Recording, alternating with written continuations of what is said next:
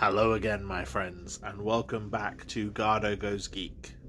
For today's Halloween special, I'm going to be taking a look at the dead films of George A. Romero, a legendary filmmaker and an indie pioneer.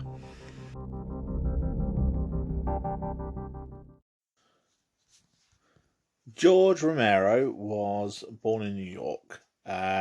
He grew up in New York. His father was a commercial artist, and he was a big fan of films. He used to take the subway into Manhattan to rent films. He was one of only two people who repeatedly rented the operatic film The Tales of Hoffman, the other one being Martin Scorsese. He once cited it as his favourite film of all time. George Romero was someone who I think was always heading towards working in film. He's always spoken very positively about how film has affected his life. As I said, his father worked in commercials, so George Romero, when he was old enough, he went to Carnegie Mellon University in Pittsburgh, where he studied film, and pretty soon got into working within film himself. His film credits were varied. He worked on a number of commercials. He was a gopher on North by Northwest. He shot some sort of roving reporter pieces for In the Neighborhood with Mr. Rogers, and a few other things. Like I said, he gradually worked into commercials himself, and with several friends formed Image 10 Productions in the late 60s. So to sort of help finance their own filmmaking efforts. One of the other founders was John Russo, and together the two of them wrote and began work on a film that would become Night of the Living Dead, one of the most famous independent films of all time, and something that would capitalize both of them to household names within horror circles. Now, Romero has not always been a very successful filmmaker. In fact, some of his films have not been critical or commercial successes. But his films are generally quite beloved by a cult audience. And as I said, the work he is most famous for is his dead films, Night of the Living Dead and its numerous sequels. And that's going to be the main topic of the episode today, so that will be what I cover going forward. But he has done many other films, including Creepshow, which was a collaboration with Stephen King, a film called Bruiser in the 2000s, which was again kind of a cult underground hit while not being particularly beloved, and Season of the Witch in the 70s, which again another cult hit. He's a filmmaker with, I think, a very distinctive voice. He tended to write, direct, produce, and edit a lot of his filmography, meaning that he got final say on how a lot of these films looked. Not always, as we'll discuss with later on. So there were certain changes, but his mark on horror is absolutely indelible. He did a lot of his work around Pittsburgh as well, which made him a bit of a local celebrity. A lot of his filming for many of his films took place in Pittsburgh, with many Pittsburgh residents or even people coming in from as far away as Kentucky coming to audition as extras in his films, purely because George Romero was directing them. This is a man who had a big cult following.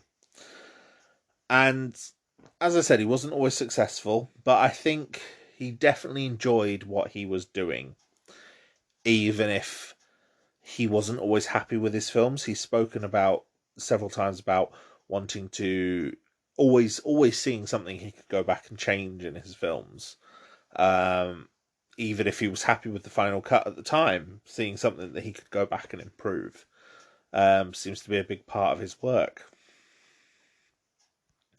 And I think it's his approach to the medium of film, the way he's spoken about his work, and it's his passion for filmmaking that makes him a very, very good director. He's clearly someone that a lot of people wanted to work with. But he also seems to have been... He's never reached the same heights as a lot of his contemporaries or other auteur filmmakers in the similar sort of style. Like I said, the comparison earlier to Martin Scorsese with Tales of Hoffman, both being rented by both of them repeatedly. But Martin Scorsese has clearly had a lot more fame due to just breaking through to the mainstream at the right time. And, the difference between the mainstream and horror is that horror is a niche market anyway. But yeah, it's hard to find people saying much bad about George Romero. Unfortunately, he passed away several years ago, 2017, after a short battle with lung cancer. But he was still working, he still had plans for films, especially the Dead films.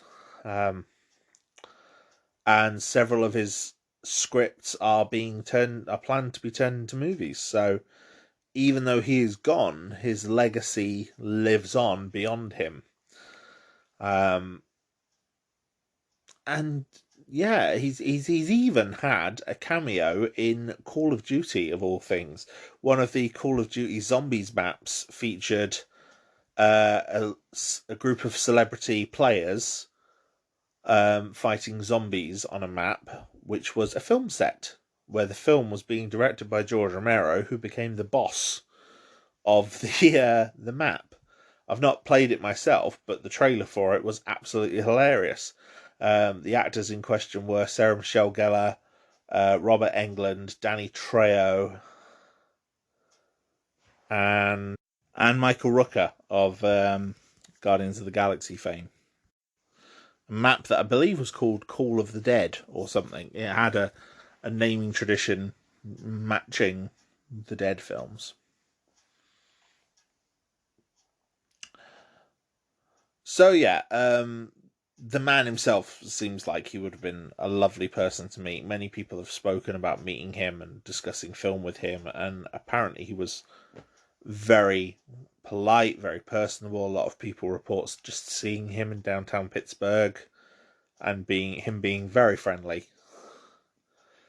And I think in some respects it's nice to hear that, with a lot of stories about celebrities and movie people that have come out in recent years, hearing about someone who had just a passion for the genre, a passion for the medium of filmmaking, and was just a nice guy to boot, I think is very refreshing. But we're here today to talk about his impact the impact of his zombie movies, the Dead films as they became known.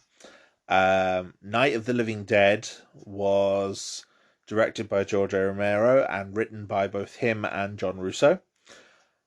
It, like I said, was one of the most successful independent films of all time, but it originated what in many cases now is thought of as the zombie.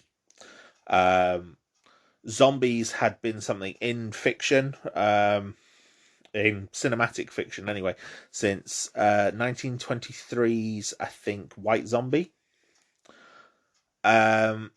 White Zombie, however, focuses on the Haitian voodoo zombies, where they are sort of brainwashed slaves. And that was the tone that most zombie films took.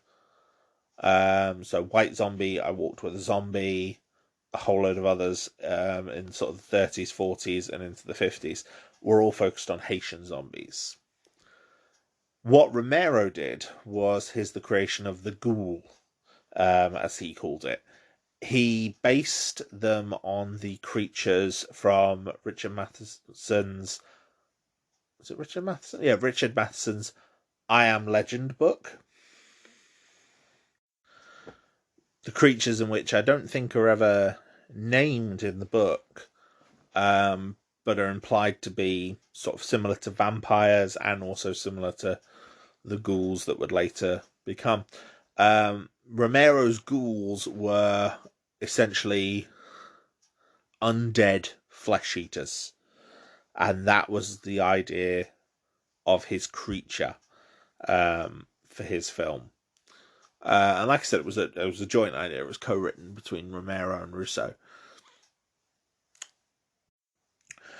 But yes, together they originated what is the modern zombie. Because off the back of Night of the Living Dead, and due to some mistakes in its distribution, which I'll get to in a bit, the concept of the ghoul and the zombie took off, and you had many other parodies, homages, or just outright thefts of the idea. And now the zombie is a cinematic horror staple. We've had, the zombie from Night of the Living Dead has created this whole genre of zombie stories that are in the same way as vampire stories or werewolf stories, although there's not as many of them in film. But just a whole genre of horror filmmaking, and even beyond filmmaking into horror novels and comic books and video games and everything like that.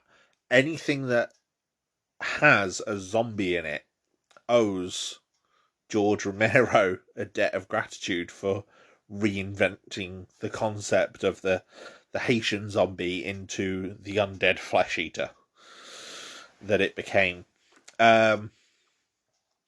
Modern take on zombies and a lot of things has some differences with Romero's zombies, which I will discuss later on as well. But yeah, it's a great concept of a monster, because as well it's not a very definite monster in the case of like a vampire or a golem type creature like a Frankenstein's monster or a werewolf. It's not something visible that you can fight. Oftentimes it can be your friend, your ally, your neighbor. It can be zombies can be used for, as we'll see, for satirical deconstruction, to represent any number of things. They can be a faceless horde, or they can be people that you really care about turning on you, betraying you. And the zombie genre zombies used to be one of the things that always creeped me out because of that fact that they could be anything. There was something really chilling about them. I could handle vampires, I could handle horror movie monsters, but zombies were one that always used to bother me. But yeah, watching the Romero films are now some of my favourite films ever made. The Romero Dead films. And there are many other zombie films and games that I hold very, very dear to my heart now. The Resident Evil series, the video game series, for example, or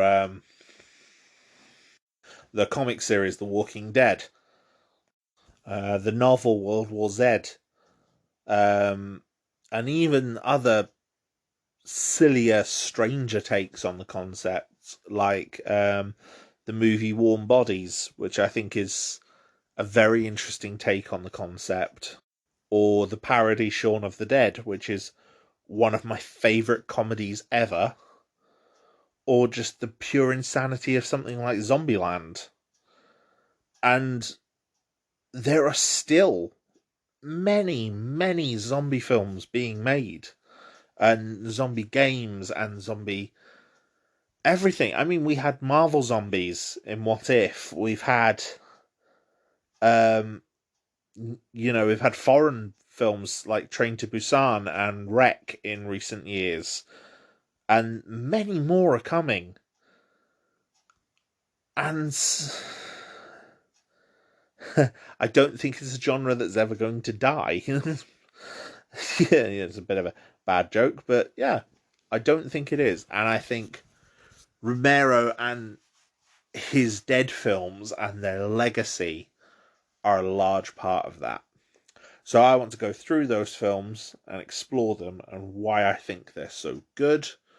As well as, some of their problems, some of their flaws, because they're not all perfect. And then maybe look at what's coming for the future of this series. Night of the Living Dead was the first George Romero movie. It premiered in 1968. And it came about when Romero and John Russo, who were working together at the company Latent Image, they co-founded the company Latent Image, which was filming commercials and other industry films and things like that for local networks in Pittsburgh.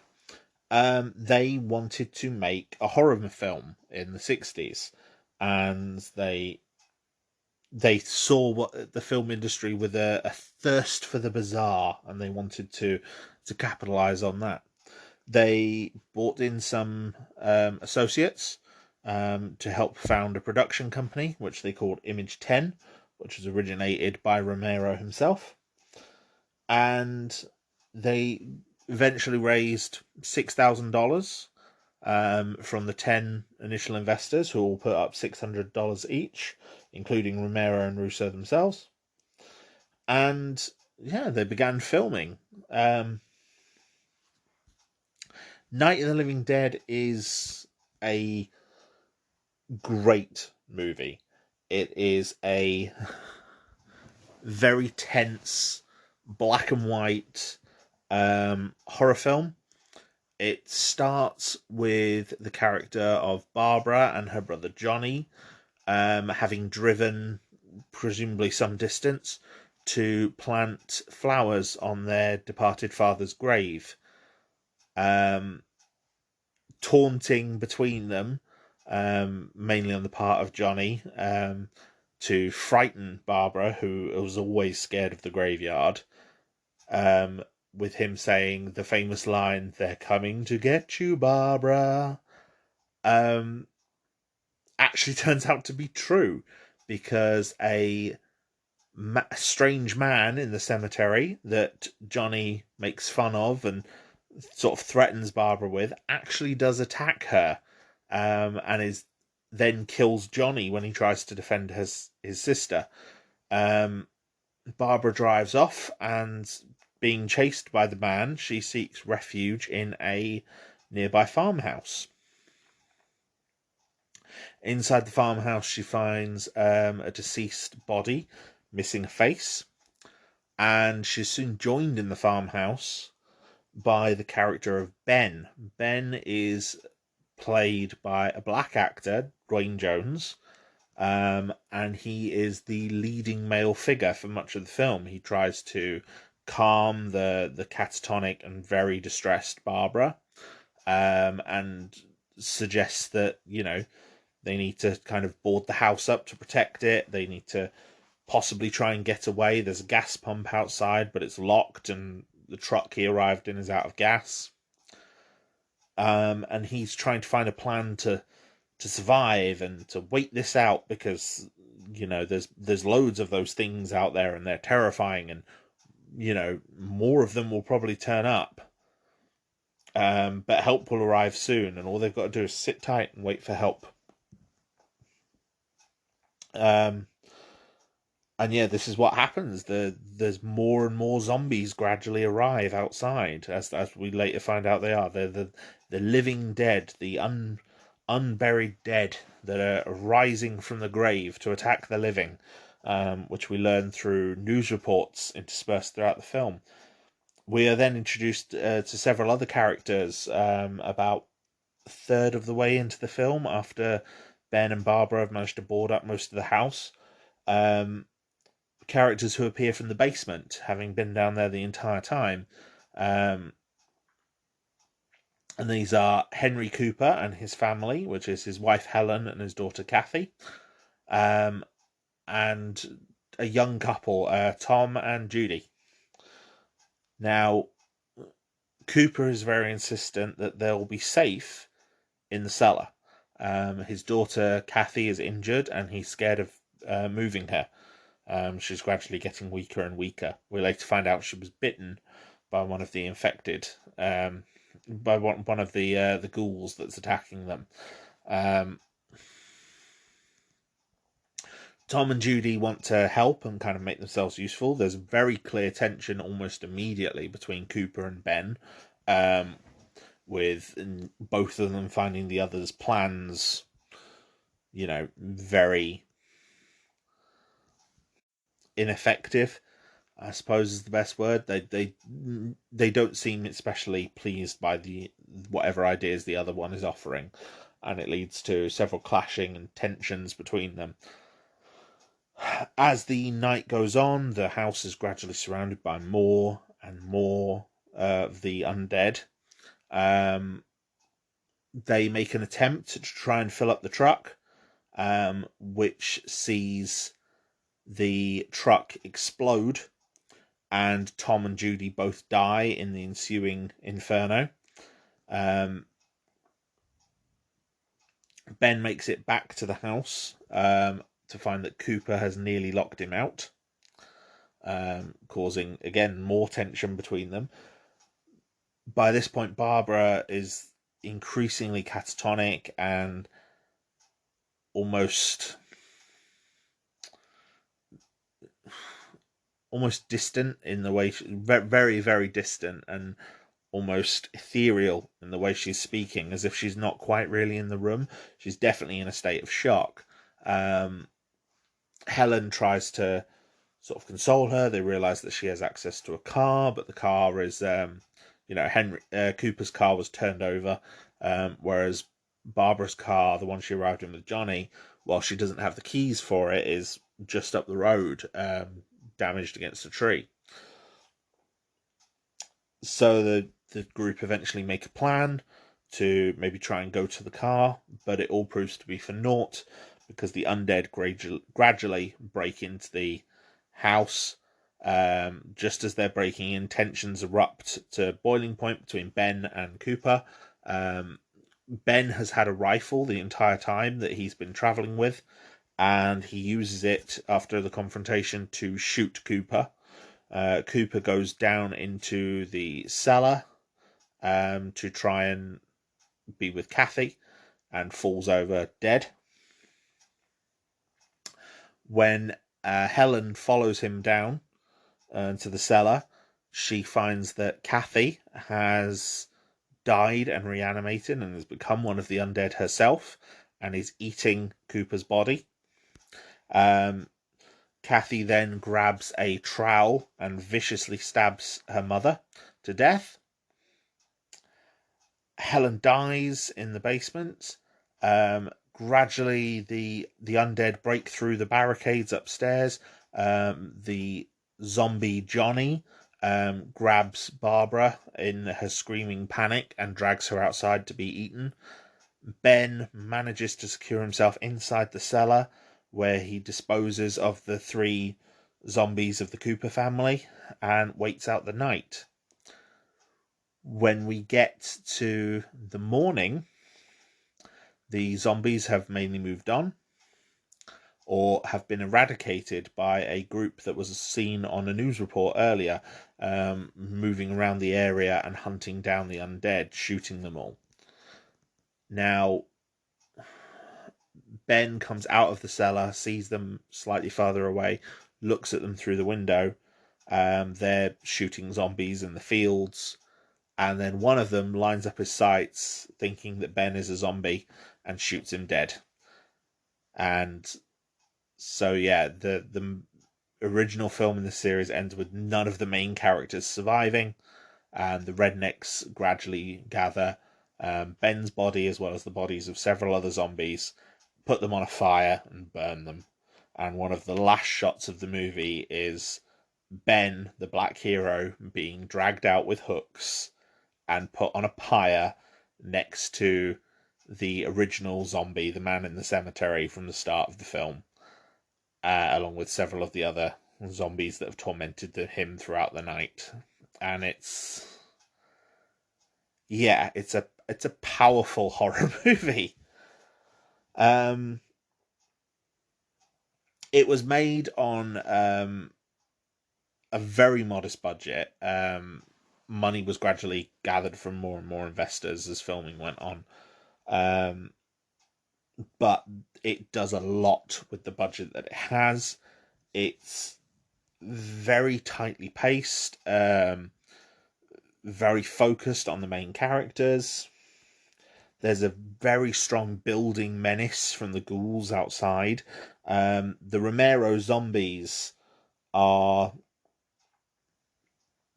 defined as sort of undead bodies. So anyone who has died recently, no matter what the cause, is getting up and attacking the living. And then anyone who is attacked by them obviously then later dies of their wounds or of infection, and they then get up and rise as well. Now, a lot of zombies that have existed since have focused on some sort of virus or something that is transmitted, and only that, a virus or a parasite, is what reanimates the dead. In this, it is literally anyone.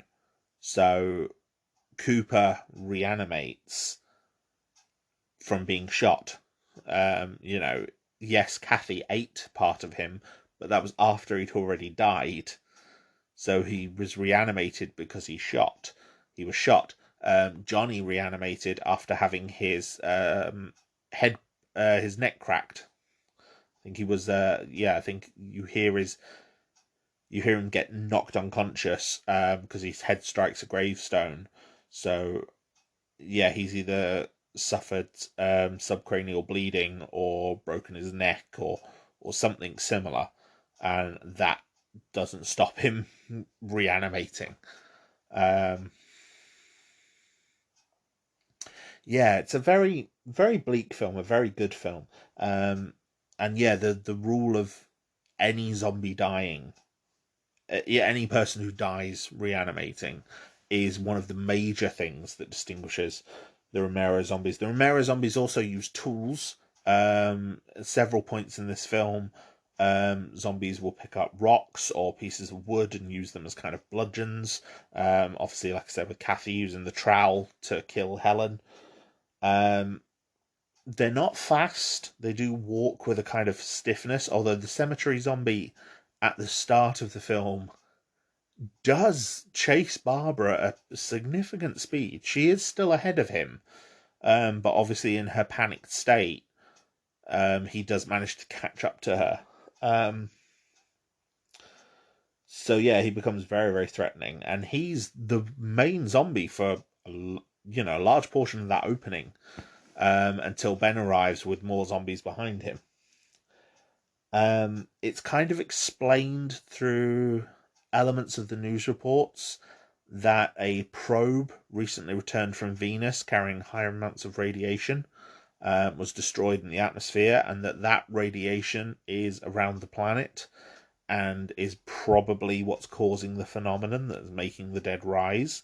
Apparently, Romero or Russo originally planned to have other possible explanations be covered on the news, but only the mentions of the Venus probe remain in the final film. I do kind of wish it was unexplained, but um, it remains unexplained in later films, which, as we'll discuss when we get there, are not direct sequels. Um, so yeah, I get that it was probably a trend of the times to try and explain the monster, and obviously with focus on like space travel and um, things like that having come out in 1968, in the middle of the space race. The idea of kind of unforeseen dangers from space and strange radiation, which is obviously a trend in a lot of comic book creations at the time as well. Um, it makes sense that that might be the thing that created them. Um, a lot of focus of the film's aftermath was on the um, depiction of Ben, played by Dwayne Jones. As I said, Dwayne Jones was a black man. In the 60s, it wasn't necessarily uncommon for black actors to be in film, but it was definitely more uncommon for them to be given a role of this magnitude. Dwayne Jones was, he's essentially the lead role in the film. And he's definitely the most heroic of the protagonists. Um, Apparently, according to George Romero's discussions and interviews he's had years later, he said that Dwayne Jones was simply the best person who read for the role, and the role was written without a race in mind. Dwayne Jones was the best person who read for the role, so they cast him as Ben and didn't really think anything of it. And then when they were shopping the film around to distributors, while they were driving up to New York from Pittsburgh, where they were filming, they got the news over the radio that Martin Luther King had been assassinated. And so now all of a sudden they had this film with a black protagonist. Um, and so it became a bit of a cultural touchstone and a sign that things were changing. And as I'll explain later on when we get to the other movies, there is a trend of a black hero in most of the main Dead films. Um, Diary of the Dead and Survival of the Dead are probably the two biggest exceptions, but they're an exception to a lot of the rules, as I'll discuss when I get to them. Um, but yeah, there are some interesting takes on main black characters, mostly black men, in very positive roles in throughout the series. And yeah, I'll get to that when I get to that. Um, for me, Ben is a great character. Um, the only issue is how it's his divide with Cooper and how their division between them and their inability to compromise and sort of see the other side. Obviously, coming from the tension of the scenario that they find themselves in, is what creates their downfall. That's what leads to, Cooper almost leaving Ben to die and Ben eventually shooting him. Um, so yeah, it's and then of course, the way that Ben is shot at the end of the film and the depiction of how he's put out and burned suggests a racial element to that, but I don't think it ever was. I really think it was just, oh, they thought he was one of the zombies and shot him. He's carrying a rifle at the time, but the good chance they wouldn't be able to see it from where they were, being at a significant distance from the farmhouse. So yeah, I like that it's about a third of the way into the film before Cooper appears. It keeps that relatively tight focus on Ben and Barbara. Um, Barbara is probably the character who's most famous from this film, but at the same time, I don't think is the best at all. I think she's really hard done by, this original film. Like I said, she spends most of it hysterical, or catatonic, so it's not a good look for the actress. But she did great role with the material she was given, and you can sense real emotion when she sees Johnny at the end, and her terror at his return. And yeah, it's dark. It's a very, very dark film. It's a very good horror movie. And it was a very successful horror movie as well. It played a lot. It played in a lot of cinemas. It was, it made a significant amount of money. There was some controversy when it was released. A lot of cinemas tended to show horror films as part of a Saturday afternoon matinee, which allowed preteens and adolescents, and a lot of kids were terrified, quite rightly, by Night of the Living Dead. Um, so that would immediately have negatively affected it. Um, so yeah, there was a lot of attention towards the discussion of the negative scenes. But yeah, it ended up being one of the most profitable independent films ever. I mean, this wasn't produced by a major studio. It wasn't a site of significant investment, and yet it made a lot, and it played for years. It ran in the cinemas for years, in theaters. So yeah, like apparently in 1969, the Wall Street Journal reported that it was the top grossing film in Europe that year. Um, and even all these years later, it's still held up as a classic. I mean, the American, it was added to the um, National Film Registry in America, which is usually reserved for films deemed culturally, historically, or aesthetically significant, and it has to be added by the Library of Congress.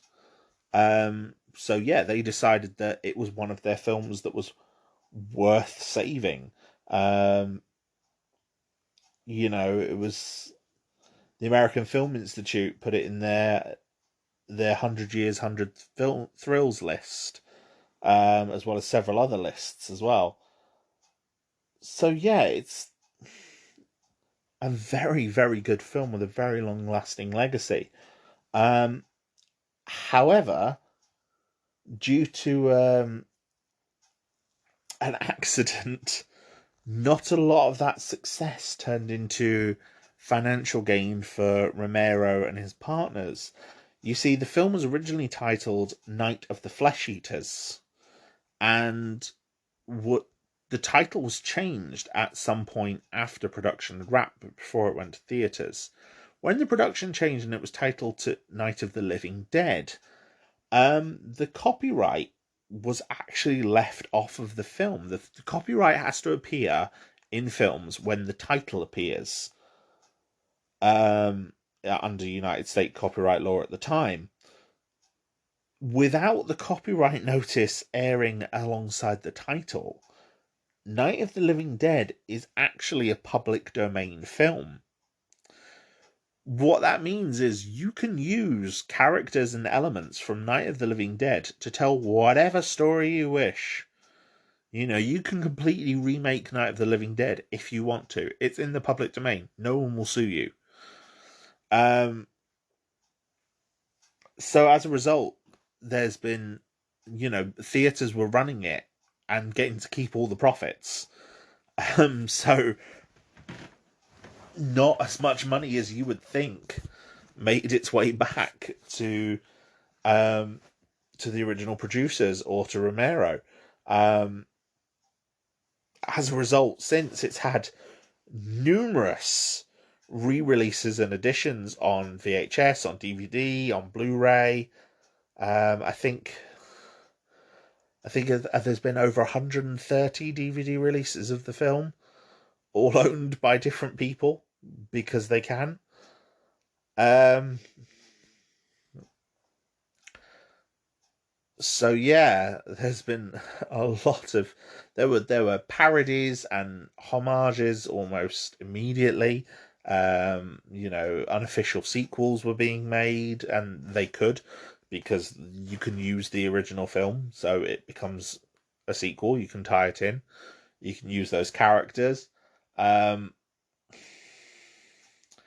everything from remakes to porn parodies or comedy versions exist of Night of the Living Dead. There's Night of the Living Bread. I've actually heard of as one of them, as an official film, where it's like zombie toast that's attacking people.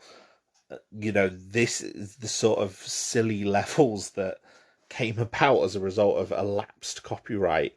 Um, yeah, which led to obviously a long legal battle um, to try and reclaim the copyright, and divided Russo and Romero in the aftermath.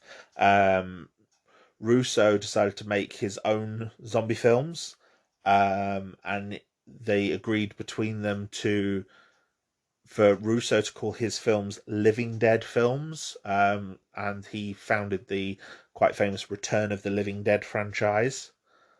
And George Romero got to keep Dead for his films. And so his next film, Dawn of the Dead, and the others in this that we'll talk about in this episode, all are The Dead. But I believe that came after Dawn of the Dead was released, because I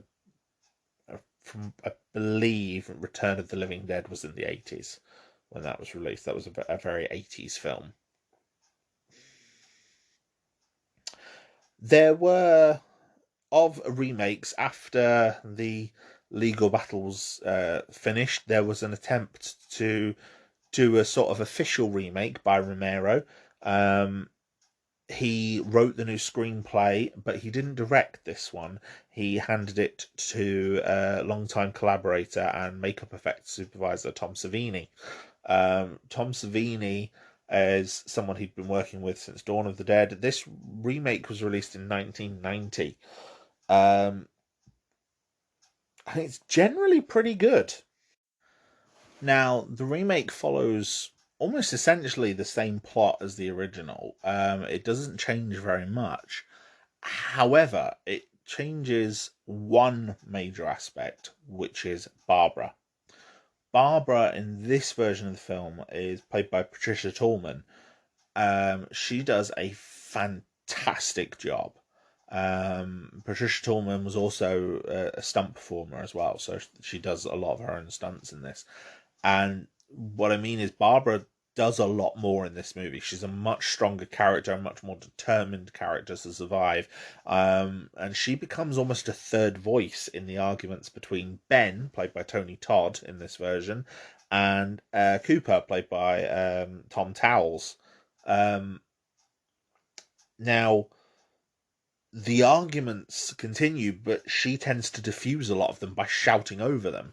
Like, there's also no Venus probe, and there's very little on the news reports or any of that. Like, for example, at one point, a zombie bursts through the window, and he's shirtless. And the special effects work for this bit is incredible, by the way. And so she shoots the zombie. Barbara shoots the zombie with a rifle, because they're saying, oh, they're not dead, they have to be alive. So she shoots him and says, is he dead? And then shoots him again. Is he dead? And it's only when obviously she shoots him in the head that he eventually collapses and goes down so they can board up the window. And yeah, she's a much stronger character, and I get the feeling a part of it was Romero trying to correct for how weak Barbara is in the original. And towards the end of the film, we don't have the scene of Ben shooting Cooper. Instead, Cooper's daughter, in this version is called Sarah, makes her way upstairs after reanimating and attacking her mother, which she does now by biting her rather than using a trowel. And Cooper tries to protect her because that's his daughter, but Barbara instead shoots her. And then at the same time as this is happening, the zombies start like breaking into the house. There's a shootout between Ben and Harry, both of whom are wounded. And so they both hide in separate sections of the house. Um, Barbara runs off to find help. Harry hides in the loft, and Ben hides in the cellar as he did in the original. When Barbara meets up with the hillbillies and the sheriff who are like clearing the zombies just as they are in the original movie, and joins up with them, makes her way back to the farmhouse, opens the cellar to find Ben has succumbed to his wounds and turned. Ben is killed as a zombie, and obviously this has upset and almost kind of broken Barbara. And then Harry Cooper turns up, still alive, and he's happy to see her. So then she shoots him in the head, and when the sheriff turns around and says, "Oh, what was that?" Um, you know, because she's enraged at the fact that he killed Ben, so she shoots Cooper, lets him die, and the sheriff like, "Oh, what's that?" And she says the same line that the sheriff says in the original about Ben. That's just another one for the fire. Brilliant, absolutely brilliant change to the original and a brilliant update, and to use that same line, um, but for a character that you didn't want to survive, because there's sort of a malicious glee in the audience where it's like, no, we don't want this character to live. Harry, you can kind of understand where Harry comes from. But the version in this version of the film is quite a bit more despicable and unlikable as a person than Cooper in the original. Cooper in the original is a bit more sympathetic. He's an antagonist to Ben, who we've already grown to like by this point in the movie, but he's not. We can see where he's coming from. He's not unreasonable. It's just that we don't agree with him. Um, and we feel like he should help. So, we don't. There's more of a shock than a glee that Ben shoots him in the original. But whereas when Barbara shoots him in this one, we're a bit more happy about it. We're a bit like, yes, good. Fuck it, that guy. I just want to briefly touch on one of Romero's films outside of the Dead series. Because I think out of all of his other films outside of the zombie franchises that he's worked on, it's probably his most successful. And it definitely seems to be the one that had the most impact on his films going forward. It's definitely got a lot of themes in connection to the Dead series. And that film is The Crazies, as it was originally marketed, although it was later repackaged as codename Trixie. The Crazies is a film about a small town. I believe they filmed it in Evans City, which was the same location as Night of the Living Dead. But I don't know if it's ever specifically said to be Evans City in the film. But basically this town is all of a sudden affected by a biochemical agent from a crashed plane that has infected their water supply. And basically it turns members of the town mad, homicidally mad, and then they end up dying or killing other people. Now, the film itself was written by, the original script was by Paul McCullough, who was a very vocal proponent of the first Night of the Living Dead, one of its first champions. And then it was reworked. The new screenplay was finally written by George Romero himself. it starts in a very similar way to Night of the Living Dead, with sort of a much younger brother and sister. Like, these two are children.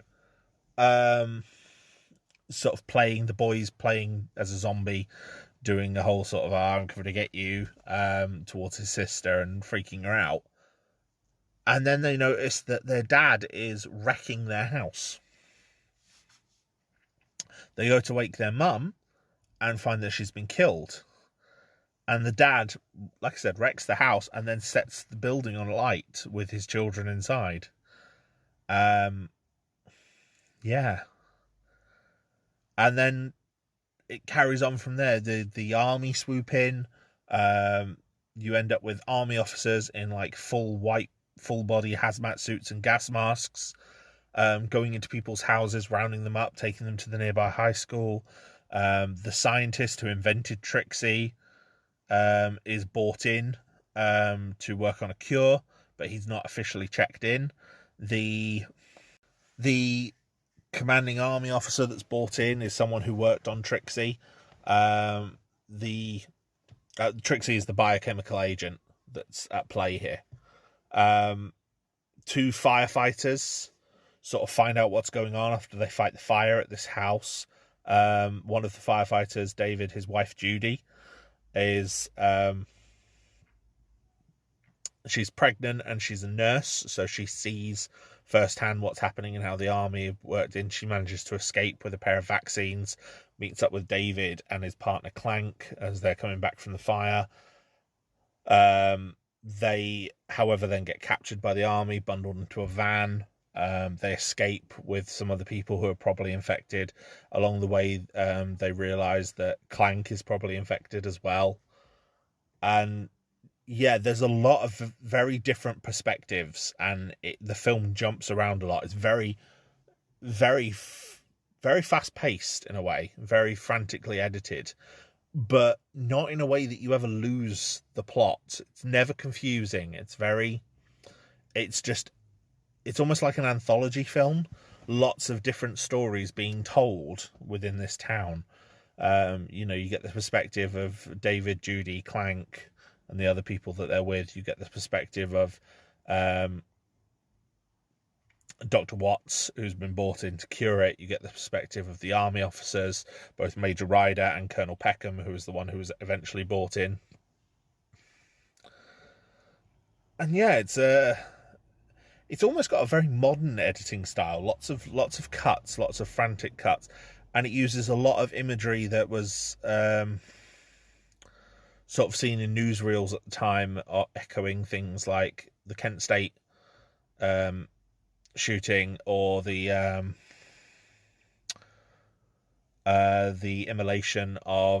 self-immolation of the Vietnamese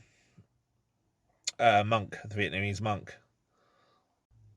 So it has a lot of the same biting satire that Romero would go on to develop, showing this distrust in government figures and authority, and how they can just come in and wield their power like a club. But it also shows a lot of other tropes and tendencies that became endemic throughout his work, like people not being able to work together, and things always going wrong despite people's best efforts. And like many other Romero films, this one also received a remake. The remake came out in 2010, stars Timothy Olyphant. His character now is not a firefighter, but the local sheriff at the town. And the remake, I think, is actually pretty good. It's a very underrated horror film, as is the original Crazies as well. They're both very, very good and very underrated horrors in this building existential threat in the background and how terrifying that can be. And the remake's very good. It keeps the focus on the civilian characters this time. We never see from the perspective of the government, or like the original film has scenes set in Washington. It has, we see the army officers in their headquarters. We see Dr. Watts working on the cure for Trixie. Um, the the remake has none of that. There are no army officers. There are no scientists. There are no government officials. We don't see any of that. It's literally just focused on the human story. And I think it does a very good job. It does kind of horrify the victims of Trixie. They're given sort of physical changes to match what's happening to them, which makes them a bit zombie-like. Whereas none of that is in the original. There's no real physical tell that people have changed. It's literally just what you see. Yeah, it's very good. It also stars, in a small role, Lynn Lowry, who is a bit of a cult star from this time period in the early 70s. She would later find sort of more mainstream fame as one of the stars of David Cronenberg's Shivers in 1975, which came out 2 years later. I don't think she ever really broke through to the mainstream, though. Her acting credits do kind of stop sort of the mid-70s, which is a shame, because she was a very beautiful woman and a very good actress, I think. She had the possibility of being like one of these screen queens that were a big thing in the 70s and 80s. But yeah, her role in this is quite good. She's a teenager with a very, very overprotective father who's played by Richard Liberty, who would reappear later in Day of the Dead.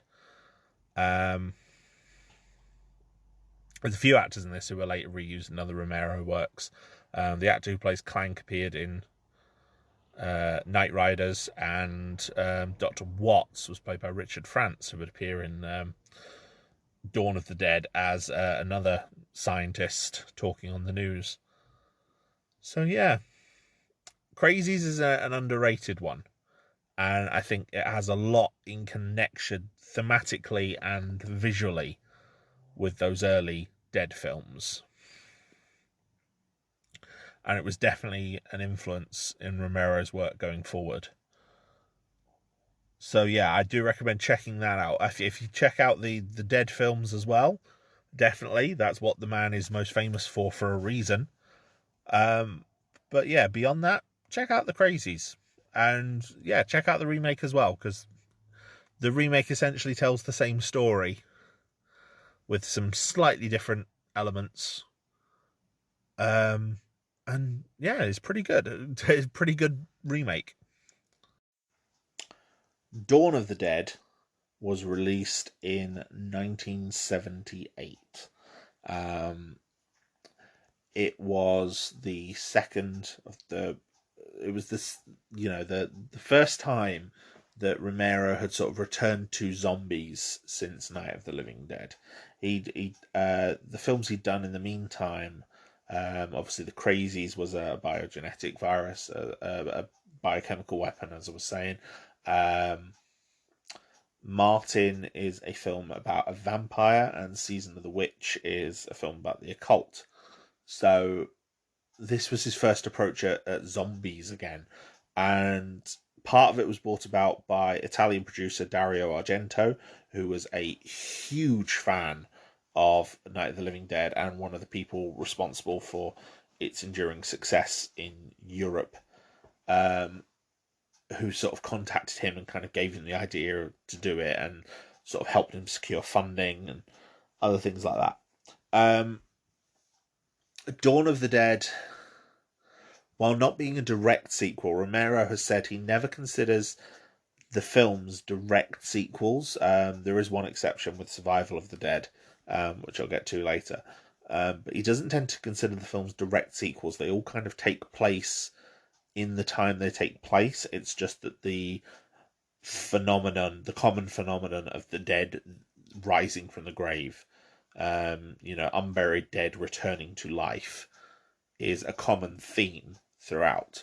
So while you can say that night and dawn and day and land all take place within the same universe, there are obviously distinct jumps in technology, styles, clothing, fashions, etc. between the different movies to reflect the time periods that they're all made in. And yeah, this one is definitely a product of like the late 70s. Dawn of the Dead. Now, it starts almost where the last film left off. We slowly introduced to our main characters. Fran is working as an executive at a news station. She gets into an argument with her producer when she pulls the list of rescue stations, knowing that the list is out of date and several of those rescue stations, which were a plot point in the news reports in Night of the Living Dead, have quite possibly been overrun. Her boyfriend, Stephen, who is the traffic reporter, says that he's fueled up the helicopter and is going to take her away. They're going to find somewhere and be safe. And he's going to meet up with one of his friends as well, and bring him with them. Said friend is Roger. He is a member of the Philadelphia Police Department. He and several of the police units are currently conducting a raid on a tenement building. It's suggested that they're after a criminal inside. However, one of their men goes a bit crazy and starts firing almost indiscriminately at certain characters, killing several members of the tenement, and then eventually breaking open the door to an apartment where some zombies are. He's killed by another police officer who is masked at this point. We don't know who he is. And the zombies inside the apartment kind of attack the police. A couple of officers die, which Roger sees. Roger goes down to the basement to kind of, in shock and to kind of clear his head, and finds, while the army and the police carry on searching the building, while in the basement, he finds the officer who shot the rogue officer, who is Peter. Peter is played by Ken Foree. He's the film's strong black lead, which, like I said, is a bit of a trope with the Romero films going forward. Peter very clearly wants to leave, not just because he's shot another officer. So Roger invites him to join them on Stephen's helicopter later that night. They find a priest in the tenement who has put a whole load of zombies in the basement, and there are loads of them that are sat there eating other bodies. He says the rather chilling line, I've given them the last rites, but they're not resting. Perhaps you can do what I cannot. And it's just showing that the zombies are they're rising, but they're not quite everywhere yet. But there's a very, these things are scary and they're around. And there's a very strong sense of a loss of control at the start of this film. Our heroes eventually leave. They encounter some looters while trying to fill up the helicopter. They fly away from Philadelphia. They gradually watch the army packing up and leaving. All sorts of other things going on. Loads of zombies out in the fields and the woods. They see the sort of the roving gangs that we saw at the end of Night, hunting zombies and killing them. They have to set down fuel at sort of an abandoned airfield. They refill the helicopter. There's loads of other zombies that attack them there as well. But eventually they stop at a mall, the Monroeville Mall, for supplies. They notice that the zombies are inside the mall, although mainly stuck on the first floor. They go in for the night to rest. They find a sort of a locked storeroom full of like emergency supplies, and sort of barricade themselves in there for the night. It doesn't seem to connect to the mall proper. While they're in there, though, Roger and Peter realise that they could actually do with some other supplies, so they do a run into the mall and sort of venture down and explore, grab some supplies, make their way back upstairs. And then they hit with the idea that actually, if they cleared this place out, it would make a pretty good base. They wouldn't have to keep running. They could kind of hole up here. And, you know, they gradually sway Stephen and Fran to their point. Stephen had kind of been caught up in their little excursion earlier, and almost died a couple of times. So yeah, they decide to clear them all, which they do. We then see them using the helicopter to go and steal some lorries, some large trucks from a nearby depot, which I think is a quarry actually, which they then use to kind of barricade the entrances so that the zombies can't get in. They get hold of the keys, they go down and lock all the doors. They kill, they hunt down and kill every zombie inside the mall, and put them in. I think they put them all in a storage room or a freezer or something. And during their attempts to barricade the mall, Roger, who has gotten a bit hyperactive, he's definitely suffering some stress from the whole thing. Ends up wounded, ends up bitten in a couple of places, and he helps them kind of clear them all, but they do realise that he's probably going to turn and die. But they do try and keep him stable for as long as they can. They also learn that Fran is pregnant. Stephen knew, and he tells Peter because he comments that she looks sick. Eventually, after some time with all of them together in the mall, having fun, doing shopping, we see them trying on outfits. We see them, eating food and just generally looking like they're having a good time. The mall still has power. There's like a nuclear power station nearby, I think is how they're trying to explain it. And so everything in the mall is still running. So, there's all sorts of fun stuff. But eventually Roger passes, turns into a zombie. Peter has to execute him. And then again, it's still kind of, they give him a proper burial inside the mall.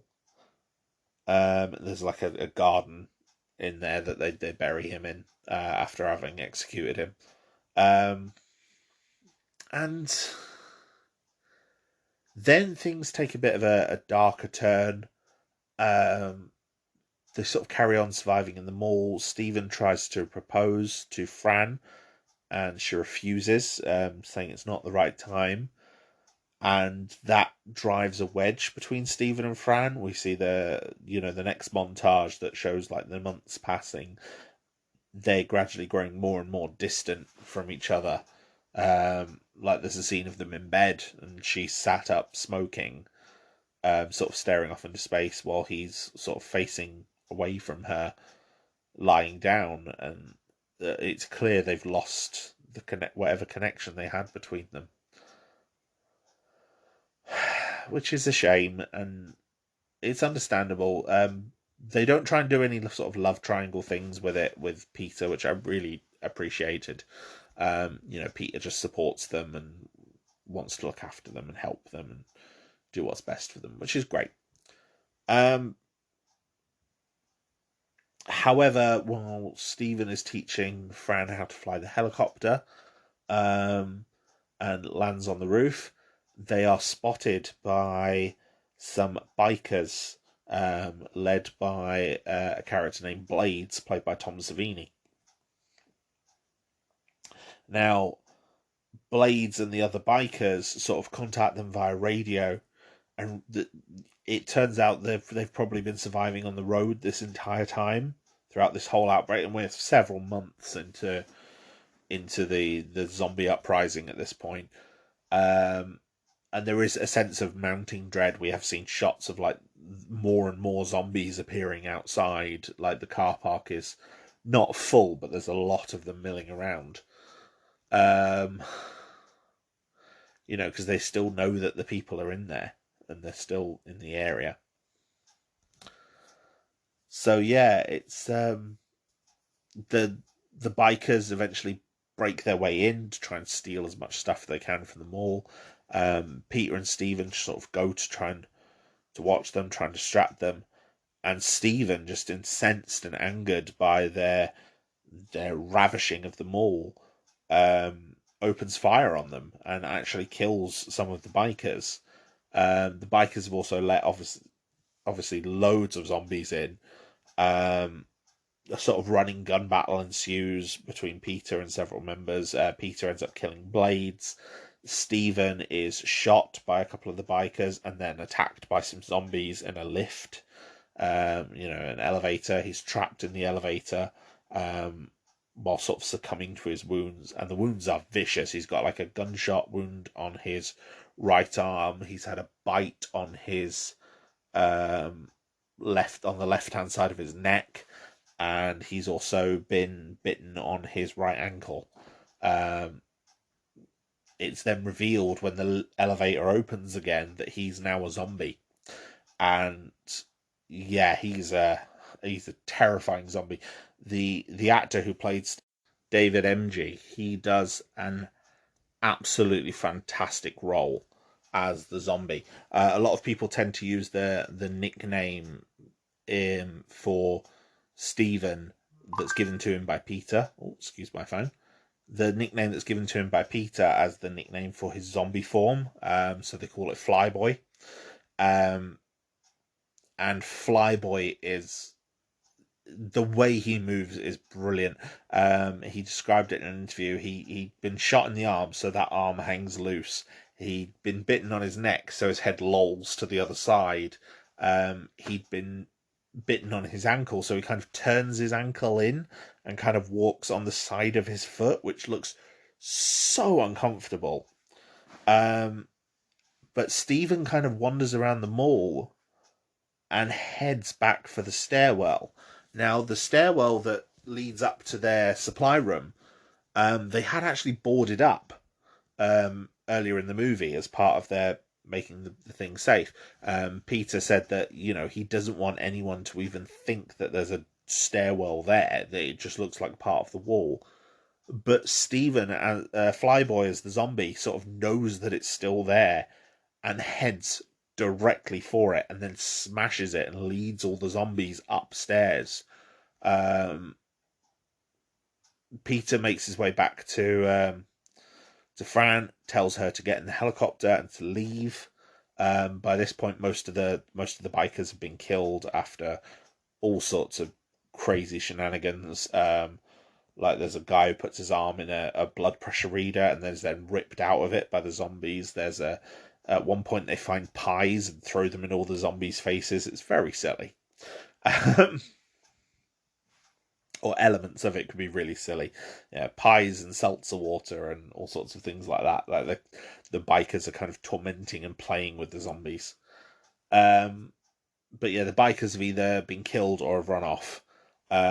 Fran goes up to the roof, climbs into the helicopter, starts it up.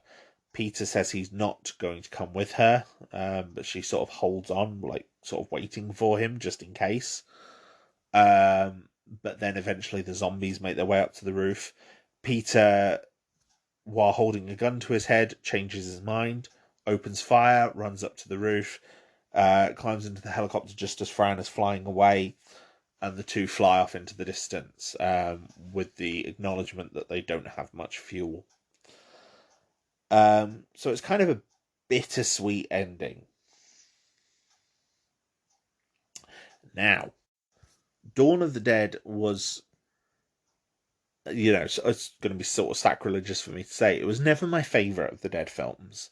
It is good, but on rewatching it for this podcast episode, I've actually taken on a sort of new appreciation for it. There's a lot of chaos in sort of the opening scenes.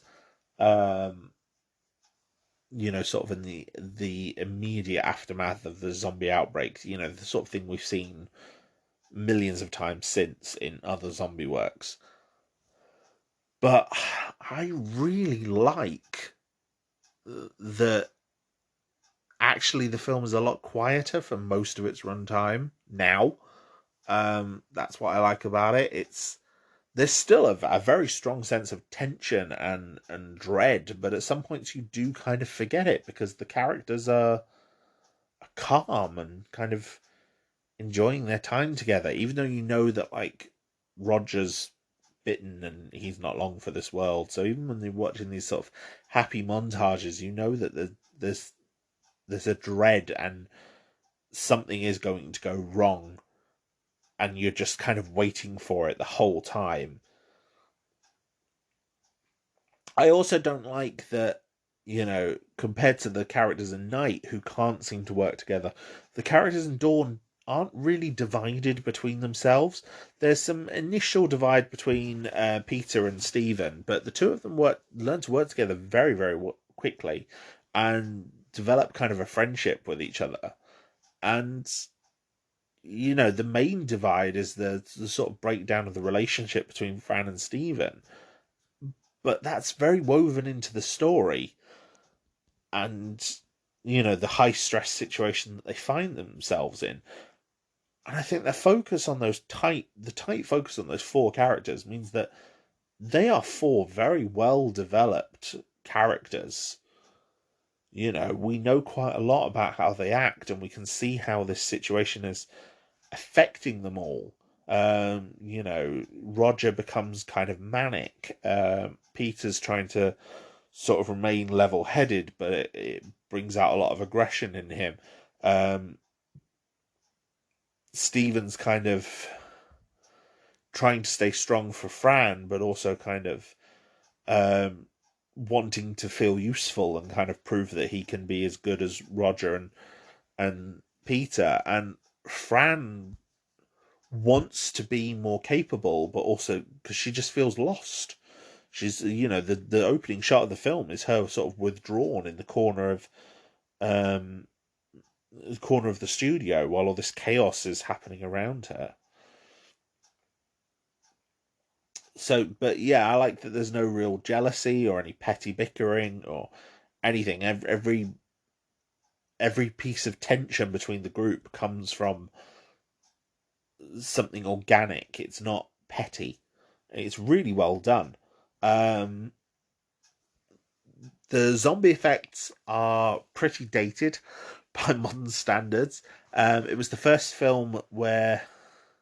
Actually, it might not have been the first film where he worked with Tom Savini, but definitely the first zombie film where he worked with Tom Savini. Tom Savini said in interviews afterwards that he thought the approach would be that they're dead, so they should all look grey. The problem is, due to film at the time, as I mentioned in my Star Trek episode, how Kirk's original uniform was green on set, but it shows up as gold when filmed. That sort of false color correction on the film occurs with a lot of this grey paint and how they're lit. Like there's very flat lighting in Dawn of the Dead because it's all fluorescence used in the Monroeville Mall. And it means a lot of the zombies that look grey can sometimes look grey, or they can look blue, or they can look green, or they don't always look good. And Tom Savini was also apparently very unhappy with the blood, the fake blood that they got for a lot of the effects. It was produced by a company called 3M, and I don't think they were involved in the effects business originally, and so it got a very sort of fluorescent red quality to it. But while Tom Savini disliked it, George Romero apparently loved it. Um, and I will say the zombie effects are good. There is a lot of very good effects. There's a lot of squib effects, um, which aren't squibs. They're done with like very simple techniques. Um, One of Tom Savini's favorite technique, for example, with bullet wounds, was to have a coin and then kind of like liquid latex layered over it on like fishing line, and then he would pull it from off camera, so the coin would come loose, and you'd have the sort of blood makeup underneath as the skin ripped. The skin being the liquid latex. Um, but there's also scenes of like Roger kills a zombie with a screwdriver by driving it into its ear, so then the ear wells with blood and kind of pours out, or Blades during his siege on the mall kind of hits a zombie with a machete. We see the machete kind of halfway down this zombie's head. Um, so yeah, there's some very, very good effects. Some of the zombies who got close-ups had slightly better effects makeup. Specifically, Scott Reniger as Roger and David Engie as Flyboy. They got some great makeup that was more than just painting them a different color. Roger's makeup especially looks very, very gaunt. His skin kind of hangs off of him. Um, yeah, it's good. Roger's death actually happens quite late in the film. I mean, it's like a 2 hour film. Roger dies about 90 minutes in. Um, I'm talking about the extended cut here.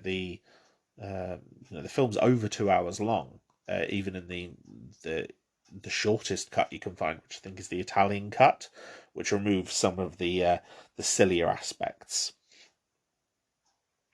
It's also there's a common misconception that the Romero films don't tend to use the word zombie. This film does actually use the word zombie. Peter uses it to describe the undead when the bikers are assaulting. He says those things are going to lead 1,000 zombies in here. They'll have to deal with them and us. Um, yeah, I think the death of Roger is definitely a turning point in the film. That's when the it loses some of its fun tone, at least until the bikers arrive, and the kind of chaos that they cause. And the previous half hour or so, like the montage of them clearing the mall and exploring it and everything like that, had a lot more of a fun tone to it. There was a lot of humor and sort of there were some scares and some jumps, but there was definitely a lot of humor in there as well. Um, and yeah, the last half an hour to 40 minutes of the film, yes, there was still tension in there. Like I said, the sort of the way that Roger is acting when they're grabbing the trucks, and the sort of manic way he's acting, which obviously then leads to his injury. Um, there's tension and dread there because of that, but at the same time, there's a lot of positivity. The soundtrack for the film is brilliant as well. It's all done by a foreign band called Goblin. It's very electronic, very prog rock. It's very good soundtrack. There's a lot of very good songs. You can find it all on Spotify, so I do recommend it. It's listed under Zombie, which was the Italian title of the film.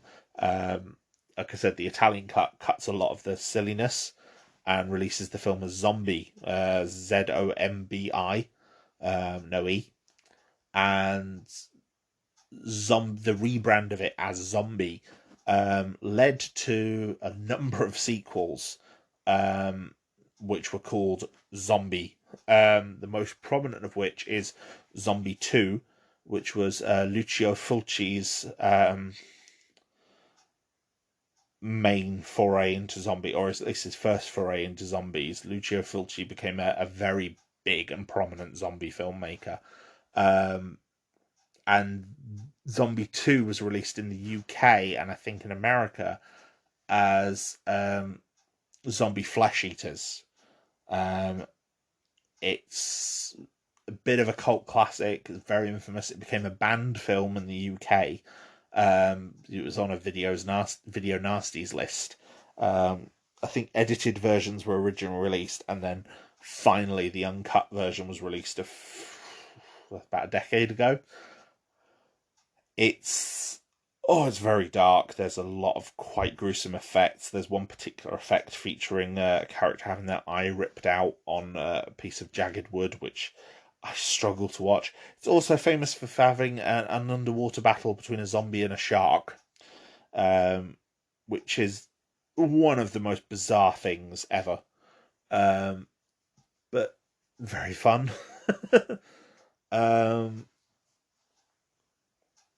So yeah, that was a sort of direct sequel that came about from Dawn of the Dead. Not even a direct sequel. There's no real connection between Zombie Creeping Flesh. Not Zombie Creeping Flesh. That's a completely different one. Zombie Flesh Eaters and Dawn of the Dead. Besides the title Zombie. But yeah, the biker assault is just complete chaos. Like I said, there's a lot of silliness in there. They use seltzer bottles and pies against the zombies, and there's a lot of humor. Some of it is just to the point of silliness, and some of it isn't. Basically, when they were filming the movie, George Romero just shot a lot of stuff, and then knowing that he was editing the movie as well, kind of just cut it all together in the edit. Did cuts between scenes, and he'd done that in the Crazies as well. Crazies has a lot of very frenetic cuts. There's a lot of scenes that have,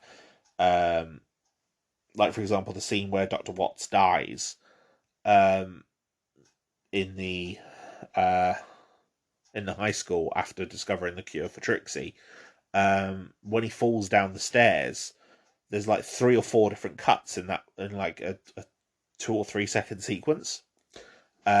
Because you see him pushed and drop the test tube vials. We then see the test tube vials falling. We then see him falling down the stairs. We then see the test tube vials smashing on the floor. We then see him landing on the floor. We then see people running past him. We then see blood pooling under his head.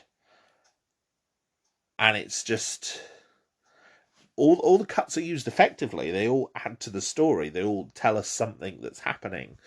And that's true of Dawn as well. But it just meant that Romero said his technique is just shoot a lot of coverage and then make it in the edit. And I think it works for Dawn of the Dead. But it does mean that, like, for example, with the chaos of the zombie attack when they're filming the biker scene, apparently someone on set just had the idea, hey, should we just throw pies at them? Turn it into a pie fight. So they did that, and it's like, well, why did you do that? Well, because we could.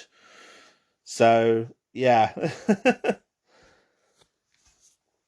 There was an original, more bleak ending to Dawn of the Dead as well, where Fran was going to commit suicide by putting her head in the helicopter blades, and Peter was going to go through with his suicide. And it does mean that the ending in the final film, by not having that original ending was never actually shot. They changed it quite early on. Everything that was set up for it still remains in the film, except the scenes themselves. So all of a sudden the score takes on a real triumphant tone as Peter changes his mind and runs up to the roof, and Fran gets back into the helicopter and goes to fly off, after stepping out and stepping up onto a box. So, yeah, I don't know. I don't know how I feel about it. The original ending would then also have shown that the helicopter blades just spinning after Fran died and eventually just powering down, showing that they wouldn't have had enough fuel to get away anyway. I think having another movie where all the characters die after night um, would be bleak. I mean, the situation that they're left in at the end of this one is bleak, but still hopeful. Um, and I think that's nice. It's not a complete happy ending. Um, we do get one of those in the next film, with a happier tone of the ending. Um, so yeah, I can handle bleak but hopeful. Um, there were obviously very strong satire of consumerism. Consumer zombies. The zombies are drawn to the mall because, as one of the characters says, it was an important place in their lives. Um, the it's uh, they do address it in the film. Fran says to Stephen about how the boys are kind of mesmerized by the mall, and they're sort of taken in by it, and she's not. The shine and the sheen to it, and yeah, there's a strong element of that throughout the film, and the territorial nature of Stephen against the bikers, because the mall is theirs. I mean, it does come from his character arc and leads to his downfall, but it's it's him being enraptured by the mall itself as well, in the same way that the bikers were. That's what he and Roger and Peter were like earlier on in the movie. Um, one thing about Steven's transformation as well is when you see him walking. We've had a lot of Muzak playing in the mall throughout this entire time, and the Muzak suddenly takes on a much more sinister tone, like this kind of reverb and loops and warped nature to it as it's playing, for all the scenes where Flyboy is on screen, and it's a brilliantly done. It's really, really well done. Um, yeah, Dawn of the Dead.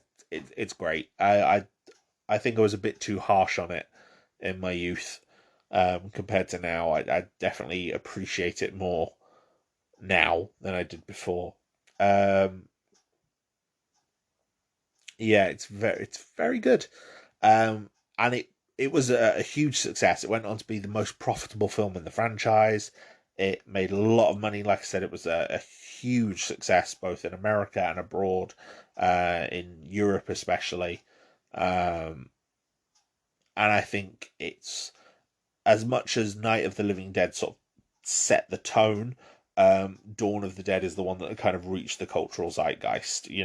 People will think of Dawn of the Dead. The survivors in the shopping mall, I think, is a trope that was used in several other things as well. The tagline, "When there's no more room in hell, the dead will walk the earth," became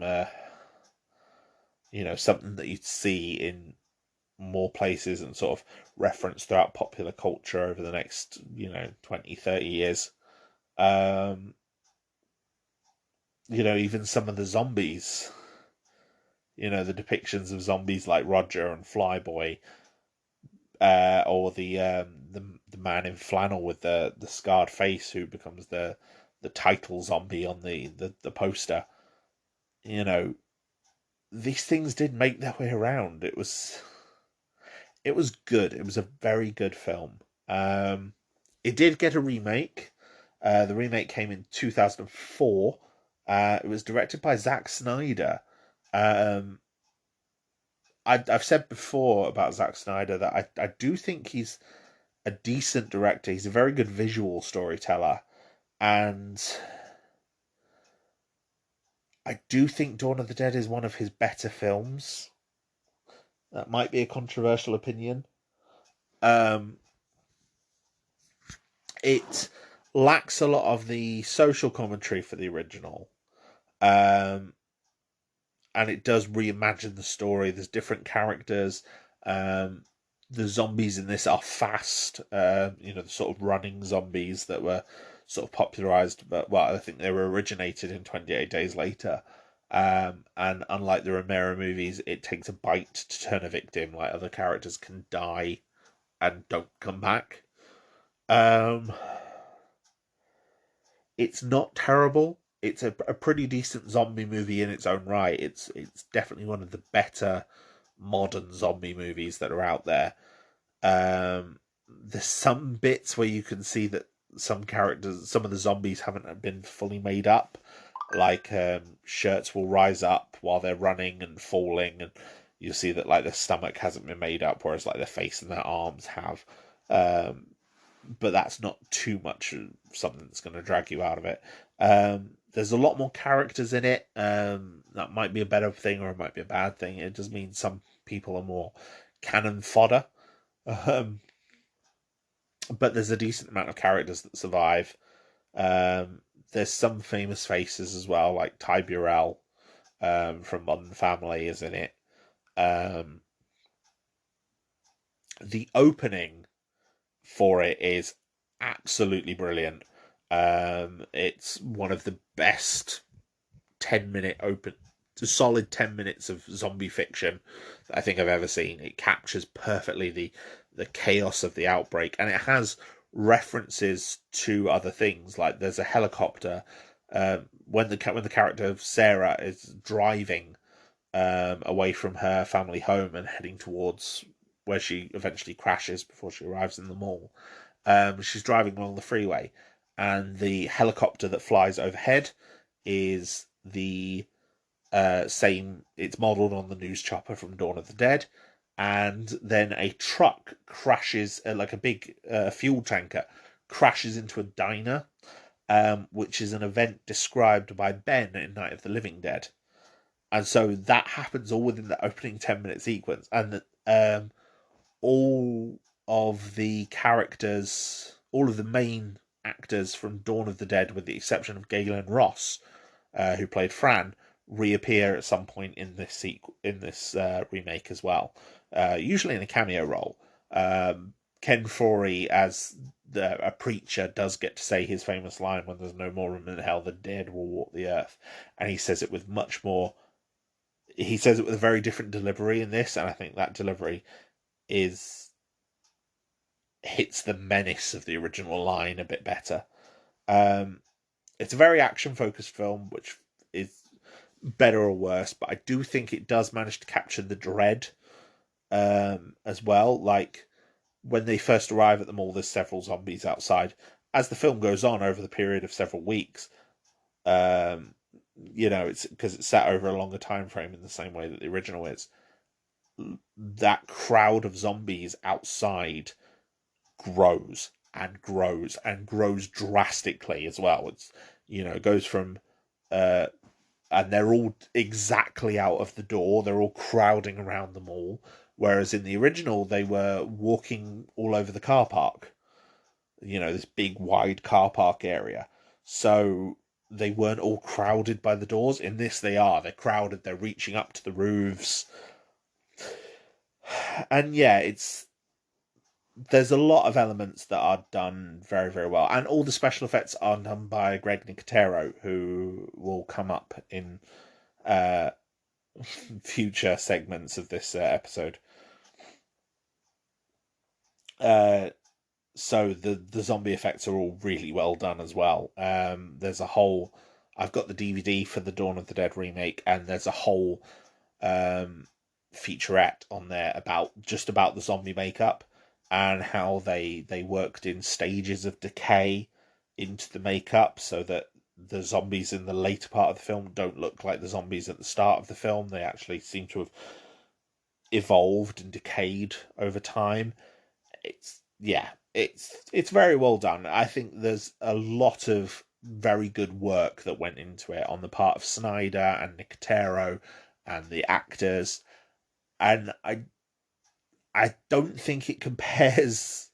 I don't think it compares brilliantly to the original in terms of capturing the spirit of the original as a remake. But as a zombie film in its own right, I think it's very, very good and very much worth a watch, or a rewatch if you haven't seen it in years. Because yeah, it is good. Like I said, it has more of an action tone, but it's still very tense. There's still quite a lot of dread and, sort of the mounting threat that zombies do so well in all of their fiction.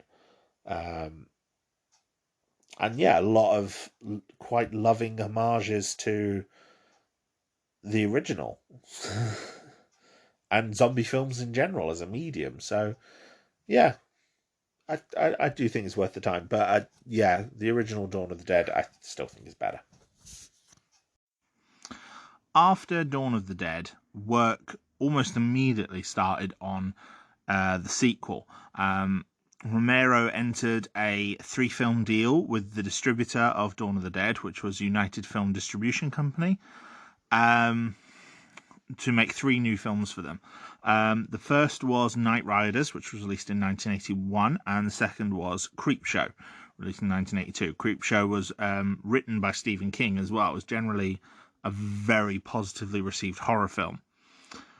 But neither of them were zombie films. The third film was planned to be the next zombie film. And Romero had a grand idea in mind. He described it as it would have been Gone with the Wind of zombie films. But despite United Film Distribution Company being willing to offer Romero final cut privilege, which is something he's sought out in a lot of his films, being given the governance of the final cut of the film.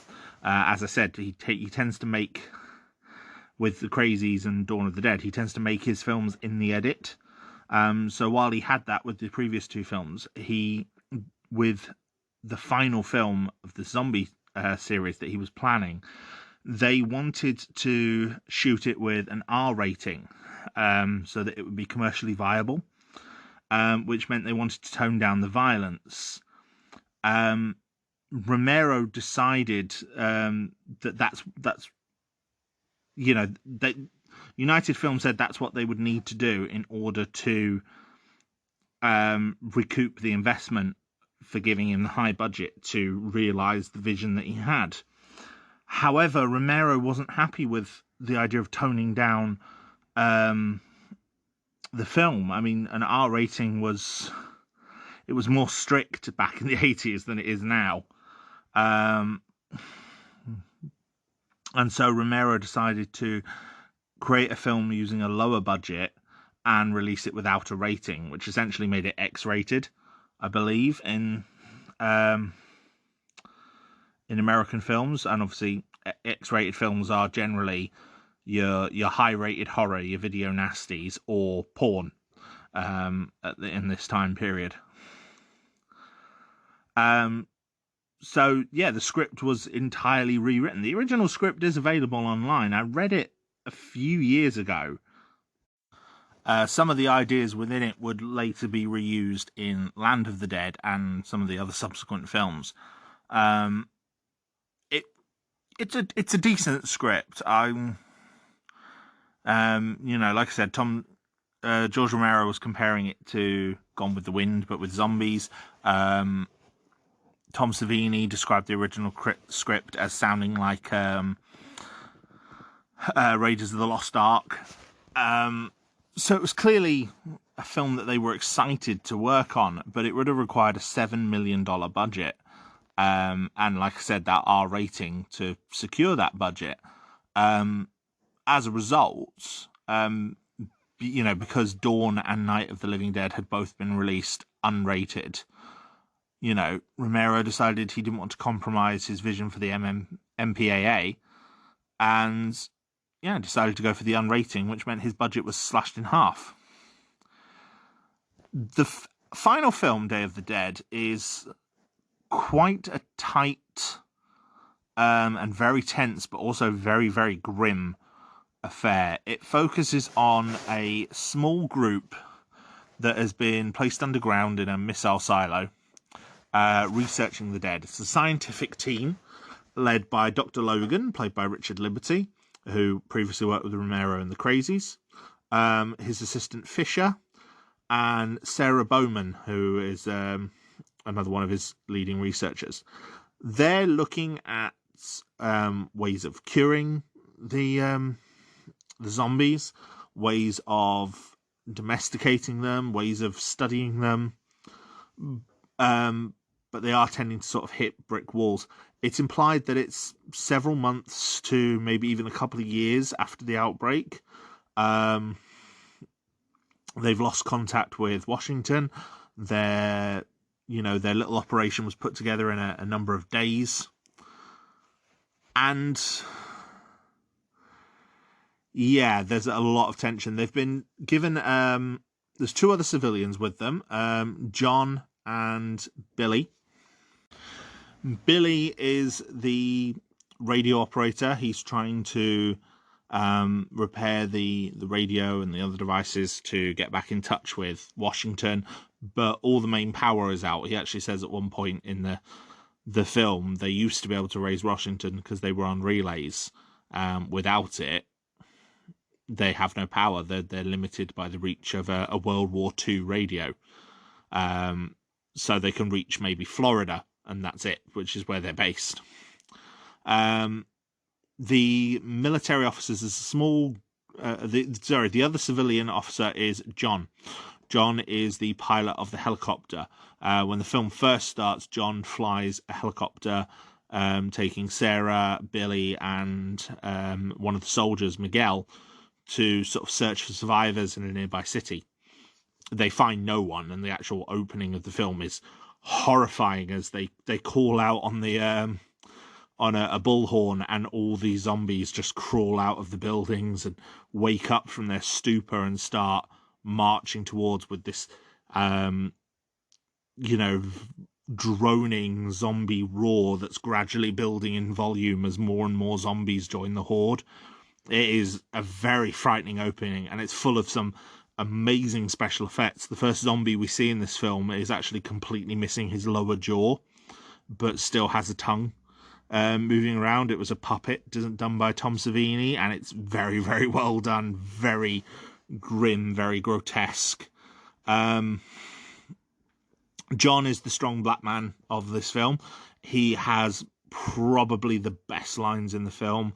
He's got a very sardonic view on how things are. He somewhat philosophical in a lot of ways. And he wants to sort of forget the past, forget the old United States of America. The silo that they're hiding underground is full of records and of every disaster and everything that's ever happened in the US, as well as a whole load of technology. And he's like, just leave it all here. Let's just go find an island. Let's just hide.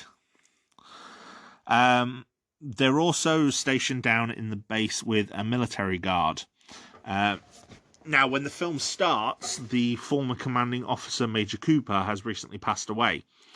The person now in charge is Captain Rhodes. Rhodes is played by Joseph Palanto, who worked as one of the makeup assistants on Dawn of the Dead, funnily enough. He is absolutely amazing in the role. Yeah, Palanto is... as Rhodes is... He's just a glorious, magnificent bastard. His very first scene, we see him talking to Fisher and being very aggressive.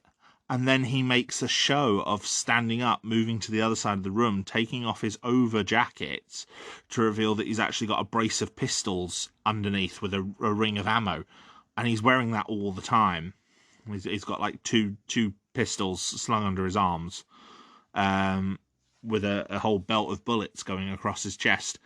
And it's a deliberate show of power to intimidate Fisher. And yeah, it's brilliant. He's a very, very well done character. Rhodes is growing increasingly dissatisfied with the scientific efforts. He feels that the army are the ones that have the power. They're the ones that are the civilians need them more than they need the civilians and scientists. He sees it as his men are the one risking their lives. They have several zombies sort of in captivity in the silo, with collars on, and they have to like round them up as test subjects.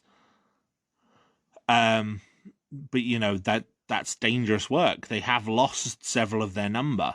Major Cooper being the most recent.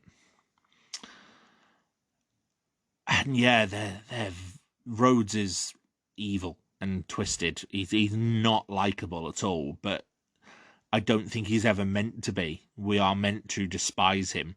This is a character that we're very much looking forward to seeing ripped apart by zombies later on in the film. It turns out Frank, I was going to use the nickname for the character, Dr. Frankenstein, which is what Rhodes calls him. Dr. Logan has found a way that might possibly domesticate the zombies, and he has a zombie called Bub, who's played by Sherman Howard. Bub is a zombie who he seems to have no desire to feed. Like, when Logan walks into a room, he doesn't jump at him, he doesn't try and reach for him or try and grab him. Instead, he's kind of mesmerized by him, quizzical and questioning. And we had seen elements of, like, zombies doing that in previous films. There was a zombie in Dawn of the Dead who sort of looks at Fran through a window in a similar sort of way. Now, in this film, Logan is trying to teach him how to remember his own life. He's putting items in front of him and seeing what Bub does with them. So, for example, he puts a razor, Bub tries to shave his face. He puts a phone, Bub lifts the receiver and puts it to his ear. He puts a book, Bub opens the pages and sort of looks at it. So yeah, Bub is an amazing character. At one point, Logan, when he's got the phone to his ear, Logan suggests, say hello, Aunt Alicia on the phone. And Bub makes a sound that sounds like he's actually saying hello, Aunt Alicia. It's fantastic. Rhodes walks in the room and he salutes him. Sort of showing that perhaps Bub used to be in the military before he turned. They even give Bub an unloaded gun to see what he does, and he points it at Rhodes and shoots him. Well, attempts to. He pulls the trigger. So yeah, Bub is showing that there's potential for the zombies to change. And again, we've seen this in previous films. We saw in Dawn of the Dead how Flyboy could remember the stairwell after he'd turned, suggesting that, the zombies do have some memory of their previous lives. Now, there's several other soldiers, most of whom aren't really developed. The major one who is Private Steele. Steele is one of Rhodes's men. He's the most prominent of Rhodes's subordinates. He's aggressive and loud and boisterous, but he's not despicable, not as much as Rhodes is. He has some elements of empathy, like when several other soldiers get killed. And then Miguel, who is the one of the other soldiers, he is Sarah's lover, and he's very clearly suffering from, like, post-traumatic stress disorder. He's not sleeping properly. He's on edge. He's very he's very wrung out. As the film goes on, they try and grab some more zombies for the experiments. They have, like, cattle prods that they're holding collars on their necks with. One of the zombies manages to break free of its collar and kills a couple of the other soldiers, and also bites Miguel. It slips out when Miguel is trying to hold it. Miguel previously, before Sarah sedated him, almost, he lost the pole and nearly got another one of the soldiers killed. So obviously this leads Steele to react very negatively. There's a very tense scene where Rhodes has called a meeting and Sarah goes to leave, and Rhodes turns to her and says, "Sit down or I'll have you shot." And she's like, "No, you wouldn't." And he's like, yes, I would. Steele, shoot that woman. And Steele points his fingers and goes, bang, you're dead. Right? Which then prompts Rhodes to pull a gun on Steele and say, no, I said shoot that woman.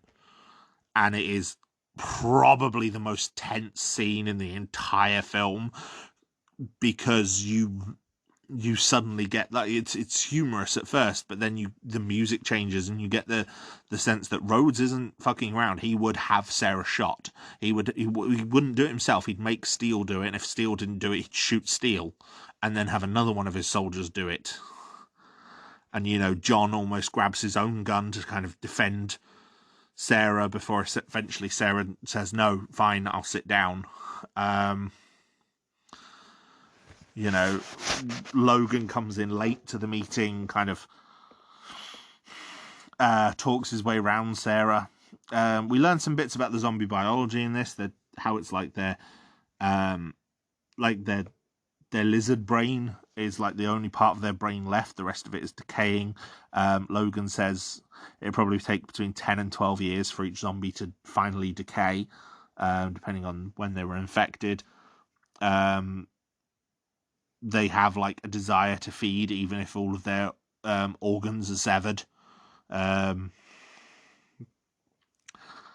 yeah, there's some very good, very amazing scenes. But everything comes undone, first of all, with the incident with Miguel. Miguel is bitten. A couple of the other soldiers are killed. Steele has to execute them before they turn, with like a very sad look on his face. It's probably the only moment in the film where you can really feel for Steele and really empathize with him, because, as much as he's an ass, these are his friends. Miguel is bitten, wounded. Sarah cuts his arm off and cauterizes it, with the idea being to save him, and it seems to work. There's some more time passes in the movie and Miguel shows no sign of turning. But the incident and the way that Sarah and then John and Billy defy Rhodes to hand Miguel over makes Rhodes say, fine, you're all on your own. Me and my men, we're going to go. And then later on, in sort of a scene from that, Billy and Sarah go into the research lab. I think they're trying to get supplies so that they can just go, just the four of them. Miguel, John, Billy, and Sarah just go and leave Rhodes to it. They want to take the helicopter away before Rhodes does. Because Rhodes is becoming unhinged. They arrive in the labs and they see Logan feeding Bub. Logan made a comment earlier about how the zombies should be rewarded like pets, almost like reward is the key. And yes, he's feeding Bub meat. And then, of course, we realise that meat could only have come from people and could only have come from the soldiers. We saw earlier in the movie that Logan actually had used Dr. Major Cooper's body in one of his experiments, rather than, and had the burial detail bury one of the zombies rather than Cooper. And it was simply because he needed a fresh corpse.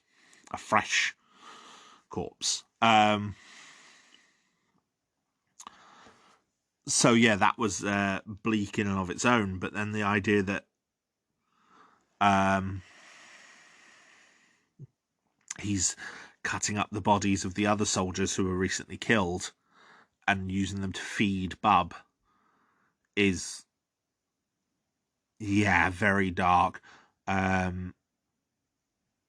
Rhodes catches Sarah and Billy at this point, sees what Logan's done, sees the freezer where the bodies of his men are being stored, and shoots Logan dead. Disarms Sarah and Billy, heads to go grab John.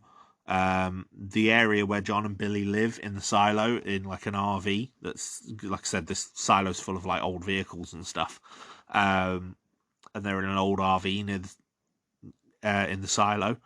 That's not far from where the actual zombies are being kept. So there's an altercation. John has Steele, Rhodes has Steele beat John until John agrees to fly the helicopter and sends Billy and Sarah without weapons into the pen where the zombies are. Meanwhile, however, the platform starts to raise. There's a raising and lifting platform to get to the surface. Rhodes sends Steele and Rickles, one of the other soldiers, to check it out, and they find that Miguel has gone up there on the platform. The platform was sealed. The fuse box at the bottom has been completely destroyed, so that the soldiers can't get out. And what Miguel is doing, there's one other control for the platform, that's the platform controls themselves.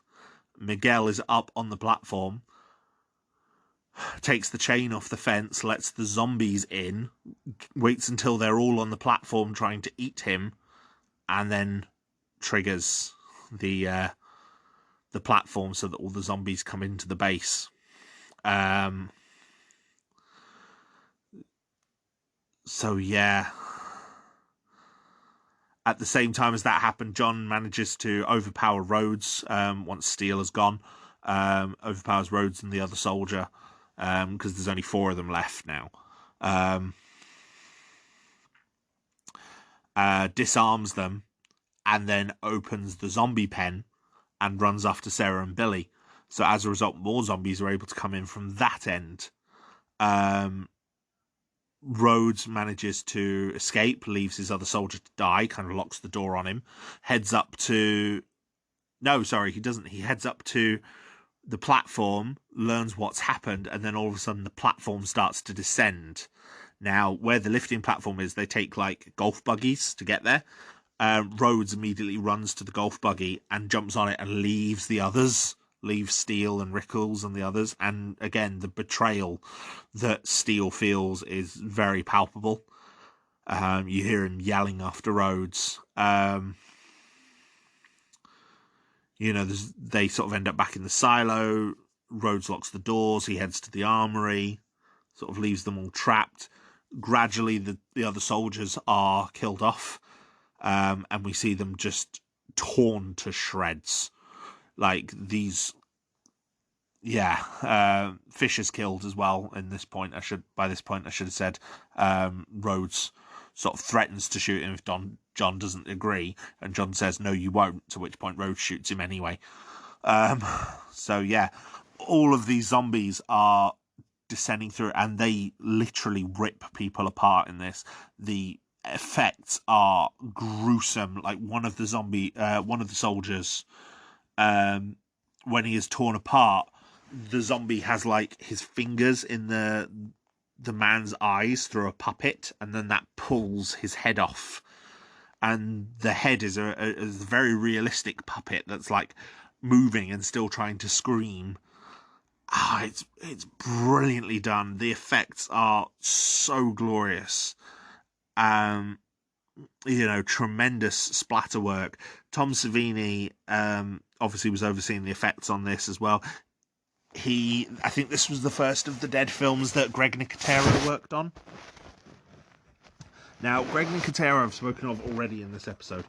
He went on to become the main special effects artist on The Walking Dead. He's worked on plenty of other things beyond zombie films. He's worked on Chronicles of Narnia, for example. So he's done fantastic creature effects and puppets for so many film productions. His film credits are actually really, really long and incredibly varied. But the gore effects for his work on Day of the Dead, Land of the Dead, and The Walking Dead are probably some of the best zombie effects you will ever see. And some of the best gore effects you will ever see. They are incredibly brutal.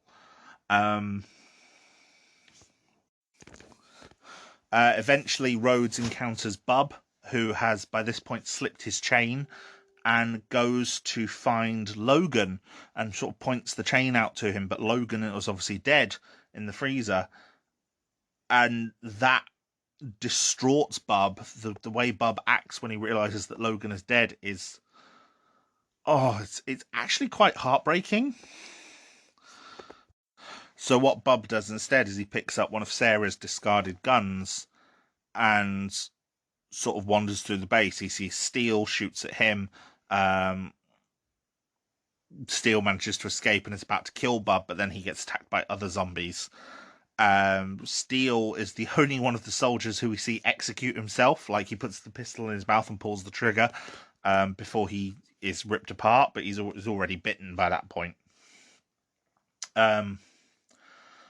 So yeah, Bub encounters Rhodes as he's coming out of the armory, and before Rhodes can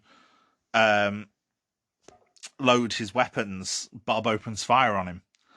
And yeah, Rhodes is hit. Rhodes manages to carry on running down the corridor. Bub shoots him again. He's hit again. He goes down. He carries on trying to crawl away.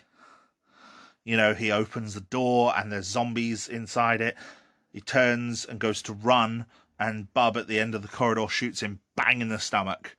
And Rhodes just stops and falls into the pack of zombies behind him that start grabbing for him. They literally rip him apart. He is ripped in half. His legs are dragged off. His guts are spilling everywhere. And Rhodes, defiant to the last, yells out, "Choke on them! Choke on them!" Yeah, absolutely magnificent villain. And then as he dies, Bub salutes him. And yeah, I've never been so happy to see a villain die in a movie.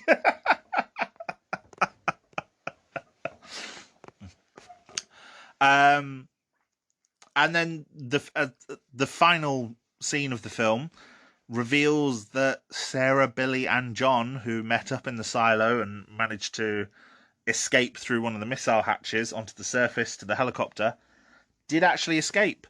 And they're living on an island somewhere, with the helicopter near them. So that was a great ending. You know, the characters that you wanted to live, lived. The characters you wanted to die, died. Yeah, it was very good.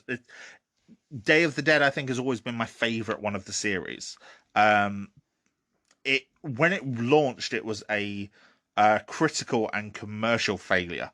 It did not make a lot of money. Critics slammed it because of how bleak it is, how grim it is, how unlikable the characters are. It was definitely very, very different for the time, but I think it is an absolutely amazing horror film. You know, Romero said once he was unsatisfied with the budget, but he did say he really enjoyed the cast he worked with. They were a lot of fun, and you know, he's called Day of the Dead his favorite of the series. He said it's the one he had the most fun making.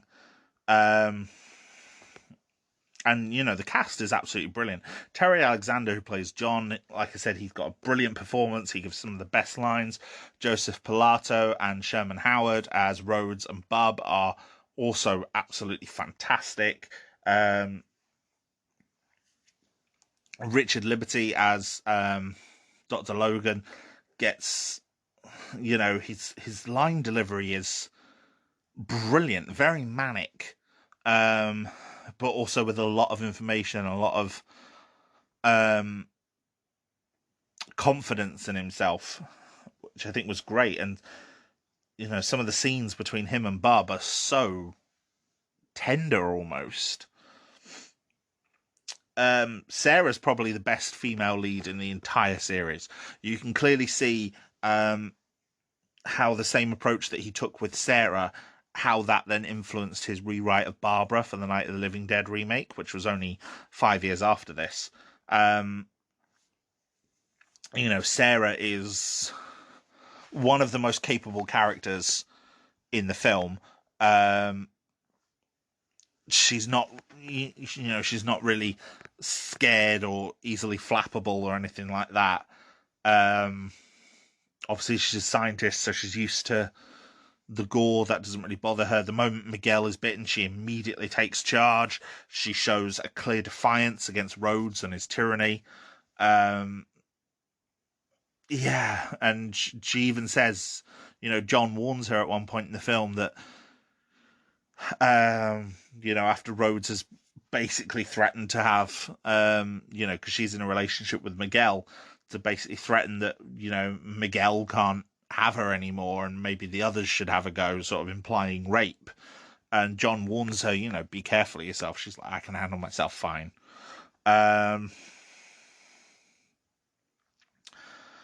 So yeah, she's a great lead, and you're really glad that the three of them survive. Billy, I didn't talk about much. Billy is very, very funny. He's Irish. He has some very great sardonic lines, but a lot of the time between the three of them, he is the quietest one. The most you usually get out of him is an exclamation of Jesus, Mary, and Joseph when something goes wrong. Um, Yeah, I think he's a lot of fun. But by far the absolute best thing about the film is definitely Bub. Bub as the zombie is absolutely incredible. The idea of the zombies learning and trying to recover their old lives is one that I don't think is uncommon in modern zombie fiction, but I think it was a relatively new idea at the time. And Sherman Howard just sells it so well as Bub. The actor does an absolutely brilliant job of just, like I said, the scene where he finds Logan dead. He's holding out his chain like, this broke and I don't know what to do. Like a kid or if you ever seen a toddler like feeling guilty for themselves, or a dog feeling guilty and or asking for help, and he seems so upset, and then he realizes that obviously Logan's dead and what's happened, and the sort of the rage and the almost tears on his face, because he thrashes and yells and throws like a defiant tantrum, and then sees Sarah's guns on the floor and picks them up with kind of a grim determination. It's so well done. So very, very well done. It's absolutely perfect. Um, the whole film, I think, is the film became a cult success on like video and DVD sales. It sold very, very well. Among the fan base, I think most people generally accept it as, if not the best in the series, definitely one of the best. And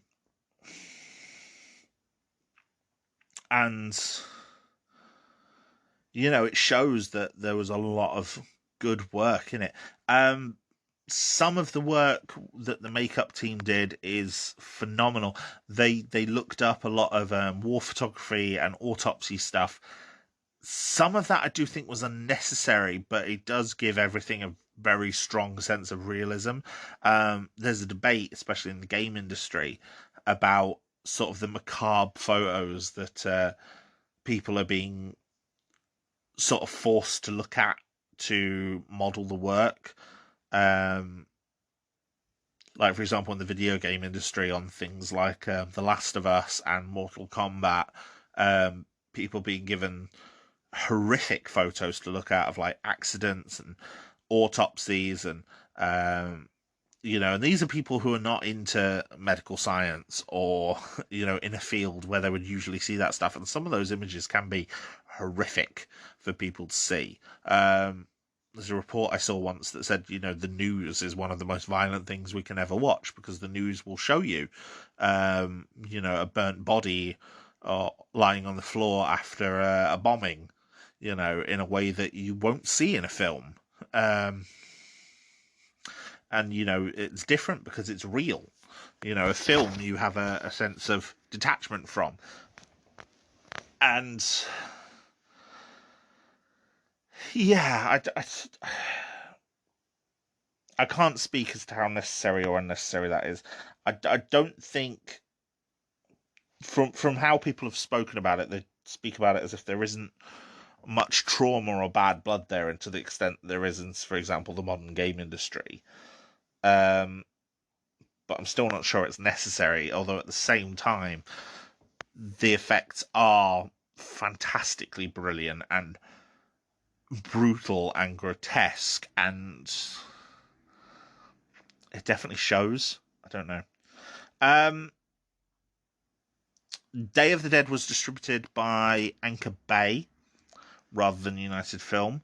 Anchor Bay have obviously then tried several times over the past 30 odd years to try several re-releases, remakes, sequels, etc. to Day of the Dead.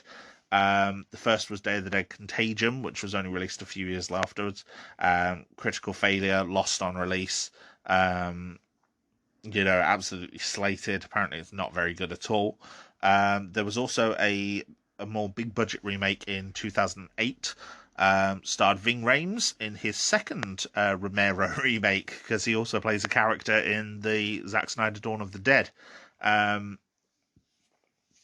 which that Day of the Dead remake uses some of the same character names. For example, I believe Ving Rhames' character is actually called Rhodes, and tries to embrace some of the same ideas, but again, apparently it's not a very good film and did not do well critically or commercially. There was another attempt at Day of the Dead Bloodline, again, sort of same thing. The most recent one is the Sci-Fi Channel has done a television series. It's currently airing. It's only recently started. I don't know if there's a distributor for it over here in the UK yet. I'm definitely going to keep an eye out for it. It's set at the sort of start of the outbreak, rather than a year in, like the actual film is, months in. But one of the showrunners has said it will have a very definite connection to the original film. So that's interesting. I'd be willing to see that.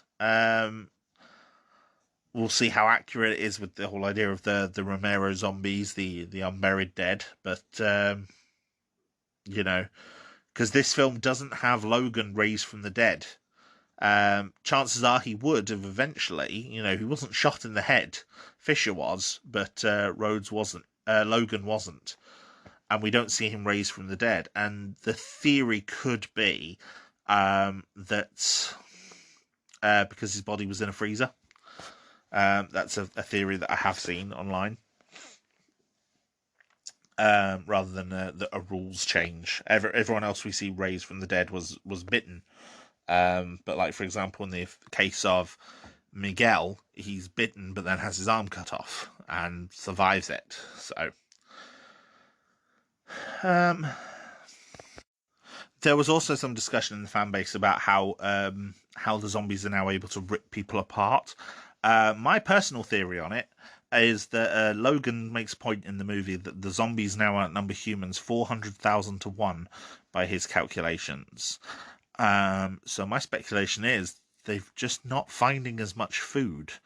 So when they are, in one of the original films, I think Richard France's character, excuse my phone, I think Richard France's character in Dawn of the Dead on the news says that the zombies are only eating about 5% of the available food on a human body, and then obviously the rest then gets up and walks around.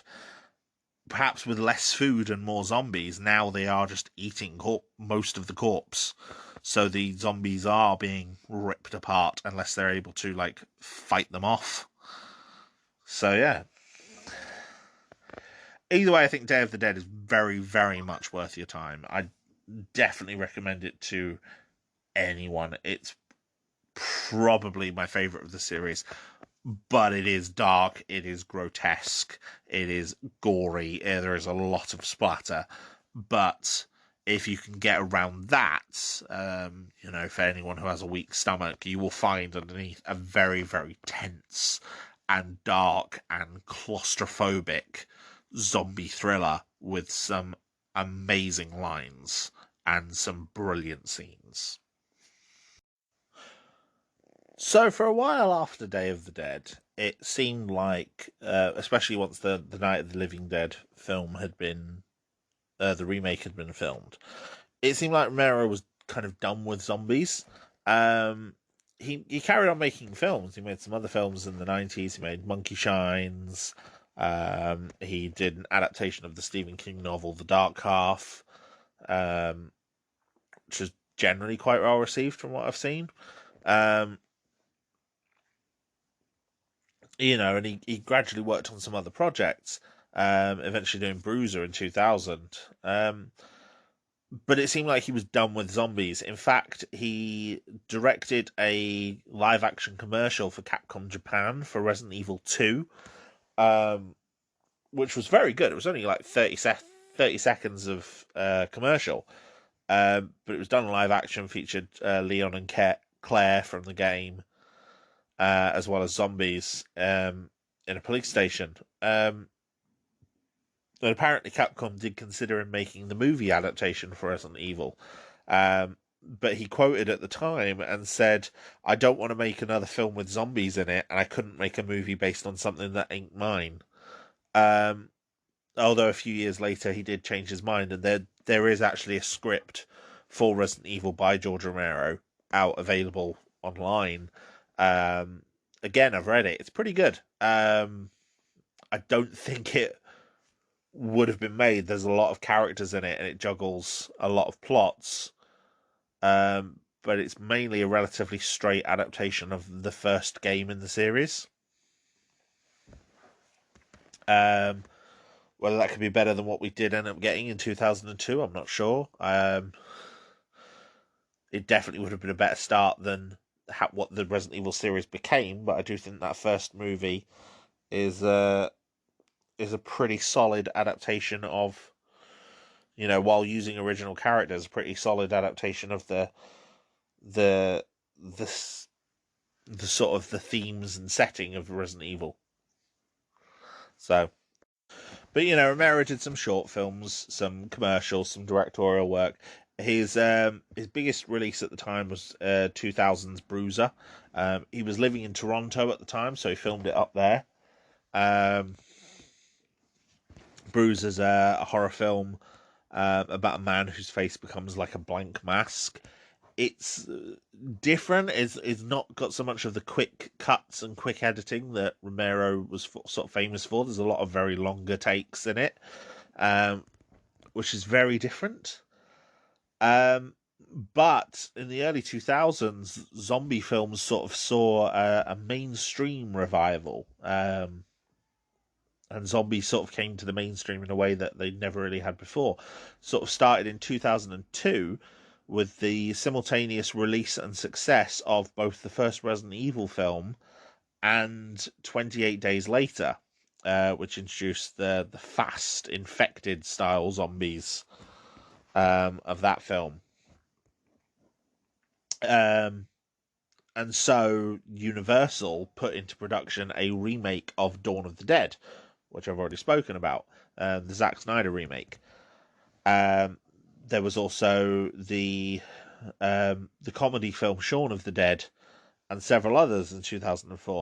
It's in the House of the Dead adaptation, which, while frankly absolutely terrible, was still the idea of taking zombies from a video game and making a film out of them and making them mainstream.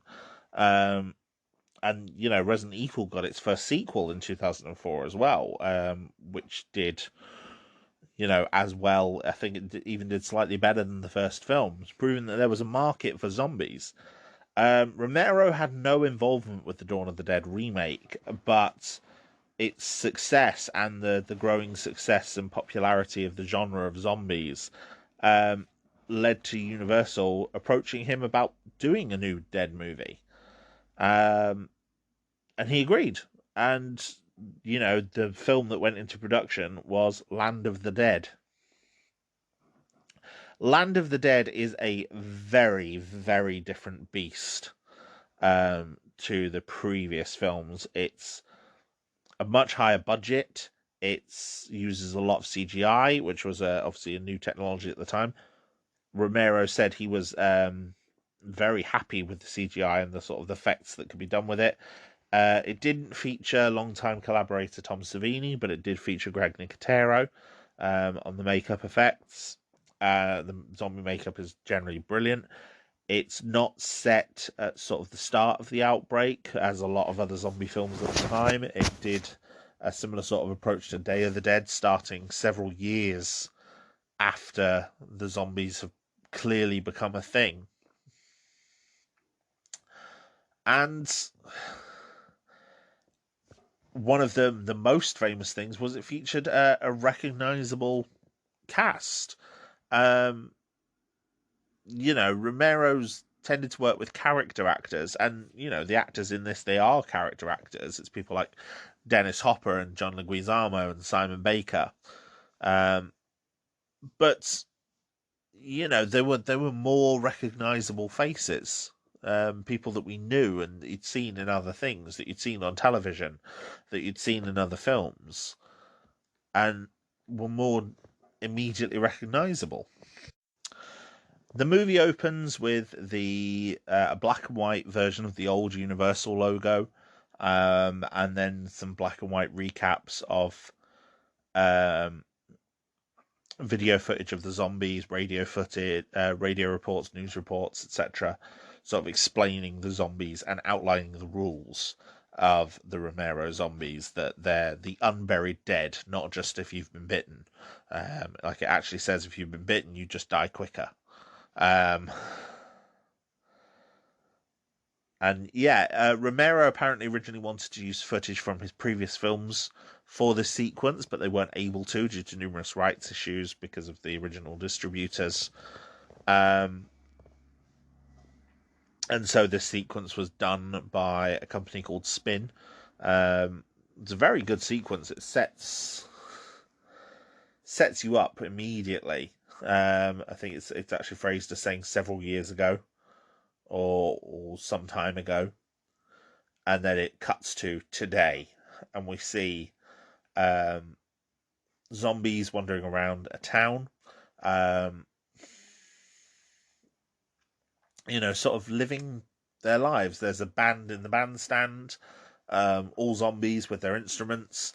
There's people walking down the street. There's a couple walking down the street holding hands, and a mechanic zombie, Big Daddy, who works at his garage, who goes out, takes the pump, ready to fill up a car. There's no cars there, so he puts the pump back. They're being observed by Riley and Charlie. Riley is the main protagonist in the movie. Charlie is someone who's very close to Riley, kind of follows him around. Charlie has been burnt at some point in the past. He's got horrific burn scars on his face, on half of his face. He also is clearly neurodivergent. Speculated by some people in the fan base to be almost like a savant, with autistic disorders.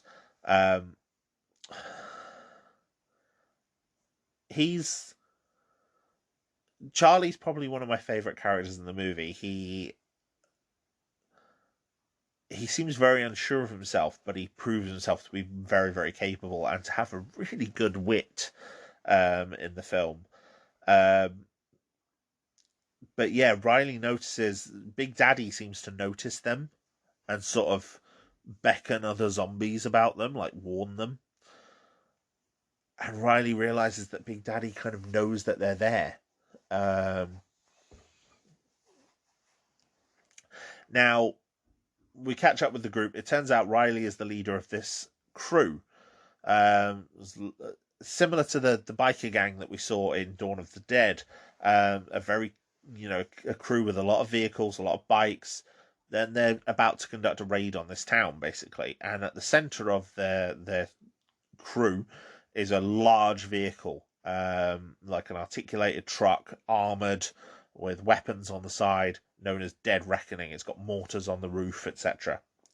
Dead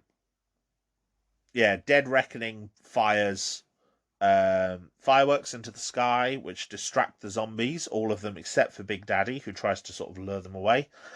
And another soldier known as Cholo, who was recently dumping boxes, large boxes of trash, one of which was leaking blood. Who joins them? His name is Cholo. He's played by John Leguizamo. He joins them. He says Riley makes it clear that this is his last night, and Cholo says, "Yeah, it's my last night too. I've got bigger and better things planned." Whereas Riley clearly wants to get away from it all. It seems Cholo has other ideas in mind. So the crew goes in. There's a rookie on the crew who is used for like plot exposition.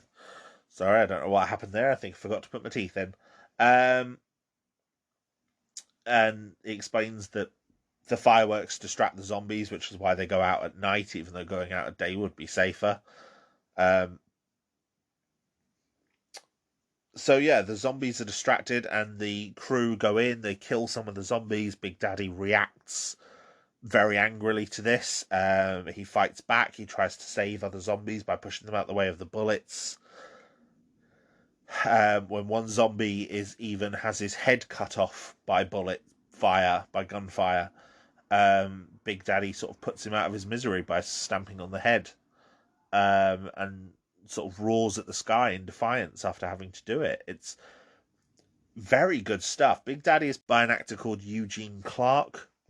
He's done a lot of TV movies and other things, but he's also a former football player, and you can tell by the size of him. He does a phenomenal job in this. Just like Bob before him, he's very clearly a thinking zombie. He's more capable than the other zombies. And he gets angry at the Dead Reckoning. He gets hold of a rifle by killing one of the other soldiers and fires it at the Dead Reckoning as it drives past. Yeah, it's powerful stuff. The crew load up on a whole load of essentials, food, drink, antibiotics, painkillers, other drugs that they need. Cholo and the new kid and his associate, and Cholo's associate Foxy, go off the grid and raid an off license. They steal some alcohol, cigars, other sort of luxury items like that. In doing so, the kid that's with them gets bitten and has to die. Riley comes and saves them. And the reason they have to do this is because the zombies are no longer distracted because there's a jam in the fireworks on the Dead Reckoning. So yeah, the kid dies. Riley's angry at Cholo about it. Creates some tension between them as they go back. But yeah, they go back to the city where they're all from. The city is essentially based on Pittsburgh. Pittsburgh being a sort of a triangle of land between two rivers and land on one side. So they travel under the river to get to the city. The city's never named. The only name that we're ever given is Fiddler's Green, which is the name of a brand new building inside the city, which was a CGI construction for the skyline. And the city has power. There's a power station nearby. There's army bases and barracks that are like secure, electrified fences to keep the zombies out, all sorts of stuff. It's very secure, and there's several thousand people there. Cholo heads to Fiddler's Green to meet with the head of the city, who is Kaufman. Kaufman is played by Dennis Hopper. Cholo basically says, he's been taking out Kaufman's trash. Kaufman owes him money, and he's planning to get a place in Fiddler's Green. So it's implied that there's an economic system at work, and Kaufman is top dog, as it were. He has the money, he has the power, and he decides who else gets to share in it. Kaufman clearly takes umbrage at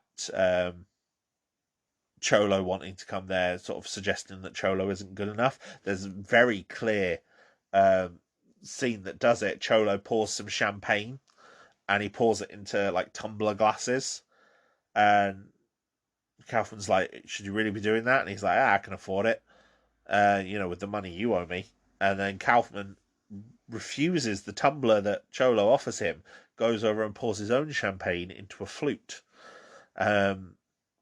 suggesting that Cholo's just not cut out for the high life because he doesn't have the upbringing necessary. Very interesting. We also see Riley meet with a member of the people on the street called Mulligan. Mulligan has he's like speaking to the people and sort of suggesting revolution, that Kaufman and the people like him in the towers have all the power and money and they leave them out there with scraps. And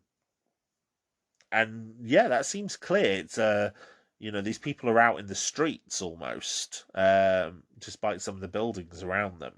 They're implied not to have much. They've got like tents and market stalls. They're equivalent to the homeless. And there's we see prostitutes among them. We see Riley goes to get a car that he's paid for, but someone screwed him out of by getting rid of it. So he goes to what is essentially a casino and brothel all in one. Casino, brothel, strip club, fight club, or any sort of den of vice that you can imagine is here, including a cameo from two zombies that you can have your photograph with, who are played by Simon Pegg and Edgar Wright from Shaun of the Dead, because George Romero was a huge fan of that film.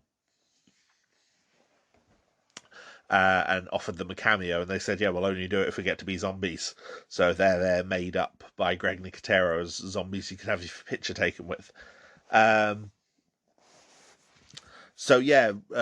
confronts the gang member Chihuahua, who's so named because he is a dwarf.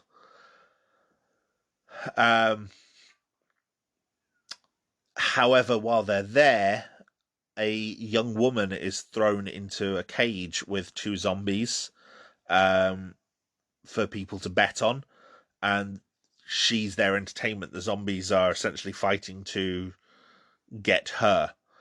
She manages to hold them off, and Riley, seeing that she's in distress, shoots the two zombies, and we then see an amazing shot as she saves him from being shot by Chihuahua by sort of kicking the cage and knocking him over. After Riley has shot Chihuahua and thinks he's dead, Chihuahua's wearing a vest. And Riley licks the tip. Charlie licks the tip of his rifle. He's got like a very old style stock rifle. Licks the tip and traces with his good eye, following Chihuahua as he walks around the building, and snipes him with a perfect headshot from across the room, with no scope or anything. It's absolutely fantastic. And then, the guards break in, ask what happened, and Charlie just says, "Someone shot the little guy." It's like, yeah, I can see that. So the three of them end up arrested. We find out that the young woman is named Slack. She wanted to join the army until someone figured she'd be a better hooker than a soldier, as she puts it. And yes, Kaufman had engineered her being thrown in the ring as a way of getting rid of her. Cholo, angry at his treatment by Kaufman, steals the Dead Reckoning with the aid of the crew of it. Foxy, Pretty Boy, and Anchor, I believe their names are, and there's another one called Mouse. Steals the Dead Reckoning and drives out of the city. They're caught on their way out of the city by a soldier named Brubaker. And Brubaker is going to stop them. A whole day has passed by this point.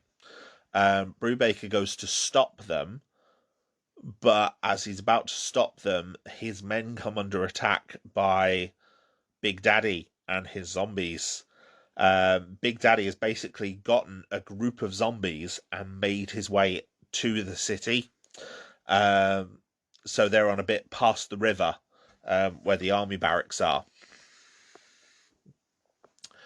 Now, Big Daddy has several other quite prominent zombies that are characters, and it's clear that he's kind of inspiring the same change in them that he has. You know, the lack of real desire for food. You know, a lot of the zombies attack the soldiers. Cholo and his crew manage to steal Dead Reckoning and drive off in the chaos. But, you know, when Big Daddy sort of roars and tears them away from the feeding frenzy, a lot of them follow him, and some of them even change their weapons. Like, there's a zombie with a tambourine who I think takes a bludgeon instead. Yeah, Tambourine Man, Butcher, and Number 9, who is a girl in a baseball jersey, are the main sort of zombie followers that he has. But there's several others that are recognizable. Those are the main three, though, besides Big Daddy. They all get close-ups. They have very distinctive makeup, very distinctive outfits.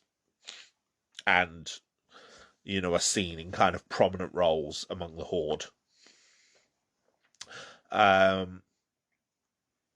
They push forward deeper into the city. Cholo, however, contacts Kaufman via radio and basically blackmails him and says he wants $5 million, and if not, he's going to use Dead Reckoning to shell Fiddler's Green and destroy the tower. This is where you get some of the more heavy-handed satirical allegory. There's a lot of satirical allegory in Romero's Dead films, like the distrust of the military, the satire on consumerism, things like that. Some of the allegory in this is very heavy-handed because it talks about terrorism. Like Kaufman even says the line, "We don't negotiate with terrorists." And of course, you know, the rich-poor divide, the class divide. It's not necessarily a bad thing. Even Romero says on the commentary, though, that he does think some of the lines are maybe a bit too obvious and a bit too on the nose, and he might, you know, he would have changed them afterwards. It's purely because the film is a product of its time. It was made in 2004, released in 2005. You know, this was in the aftermath of 9/11, the Bush administration. You know, the start of the war in Iraq, the war in Afghanistan. You know, the war on terror. This was the things that unfortunately were happening in the world. Kaufman, obviously not wanting to pay the money, sends Riley, Charlie, and the girl, Slack, as well as some men of his own. A Samoan man named Pillsbury, a woman from Detroit named Motown. Her name is Monique, but she says, "Call me Motown." And a Spanish man with a bullfighter badge named Manalet sends them in a vehicle to track Dead Reckoning, which Riley says he can do. He has a tracker in Dead Reckoning. And he wants them to stop Cholo and bring Dead Reckoning back. None of them are aware of the zombies at this point. Brubaker and all of his men have been killed, as Riley and his crew find out when they go to get their own vehicle. They come to the army barracks and see the aftermath. They end up killing Brubaker and a lot of the other zombies that Big Daddy wasn't able to tear away. There's some very gruesome zombie effects. A lot of them were edited for the theatrical cut. But there are some very, very good ones. Some that are very gross. The DVD, and the Blu-ray, have added all the effects back in. And yeah, there's some very gruesome stuff. Yeah, but very good. Very, very fun to watch. Riley's crew makes their way after Cholo. In doing so, they lose Manalet because he ends up bitten. They have to execute him. Riley says that, after having lost the car that he planned, he's going to steal Dead Reckoning, and, he's not going to give it back to Kaufman. He's going to stop Cholo, but he's not giving the Dead Reckoning back to Kaufman. He's taking it and he's going. Motown kind of doesn't seem to be on board with this plan, but Pillsbury is and knocks her out. Cholo has left Mouse to sort of watch and wait for the money. He's given Kaufman until midnight before he shells the green. Mouse ends up eaten by zombies after reporting to Cholo that there is no money. So yeah, Mouse is gone. The zombies, Big Daddy manages to lead them across the river. There is a very great scene, which apparently was filmed at a swimming pool outside of Toronto in the middle of the night. So I feel so sorry for the actors, because that must have been absolutely horrible and freezing cold. Of these zombies just rising from the water and marching on the town. Oh, brilliant scene. It's one of the major tag scenes of the movie. I think it's the one, the sort of scene that the images of the zombies rising from the water is what made the poster. And it was a key part of the trailers and everything for this film. Riley stops Cholo. However, Cholo is shot by Motown just before she gets killed by a zombie. He's not dead, but clearly wounded. Now, Riley says to him, you can go. And Cholo's like, yeah, I'll go. Foxy agrees to go as with him. The rest of the crew decide to join Riley. Riley reports to Kaufman that he has Dead Reckoning, but then there's explosions further down the town of Fiddler's Green, of Pittsburgh, because of the zombies. They've caused chaos. They've arrived. Things are exploding. There's lots of carnage out in the streets, and Kaufman's like, no, you haven't stopped him. They're coming. And it's like, that's not us. That's the zombies. So yeah, now Dead Reckoning tries to drive on the main roads. It's a big truck, so it has to go by the main roads to drive as quick as it can back to the town. They have to lower one of the bridges so that they can make it across. Meanwhile, Kaufman tries to clear his vault and tries to escape. Shoots one of his contributors in the head to do it. Trying to run away from the zombies. Yeah, it's a lot of fun. It lacks a lot of the tension of some of the other films, but it is still good. Dennis Hopper's performance kind of sells how kind of how kind of malicious Kaufman is and how uncaring he is. Big Daddy gradually manages to get a horde following him, and sort of teaches them to kill the humans without necessarily eating them, and to get their revenge. Like, he teaches Number 9 how to use a gun, which she then uses to kill some of the others. One of the zombies in his group is revealed through an amazing cameo to actually be Blades, played by Tom Savini from Dawn of the Dead. So the implication is that is the same character, despite not being able to actually officially legally say it is. But he's in the same outfit and he's using a machete. So as far as I'm concerned, that's Blades. Big Daddy breaks into Fiddler's Green with his horde. The zombies go nuts on the people inside. Loads of other rich people try and run, and they find themselves trapped by the electric fences. The zombies descend on them.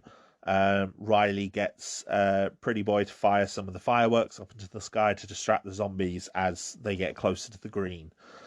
But the zombies turn their eyes from the fireworks and look back at the people. And we know what's going to happen next. The Dead Reckoning arrives. Cholo and Foxy, as they're trying to make their way out, Cholo ends up bitten by a walker that's sort of lurking around. He has Foxy drop him back at the underground tunnels to head back into the city, saying, I always wanted to know how the other half lived. John Leguizamo gets some brilliant lines. Apparently, according to Romero on the commentary, a lot of them were ad-libs. He'd just do ad-libs of different lines on different takes, and some made it in, some didn't. But yeah, I'd be very curious to see some of the other footage, because he's quite funny in this.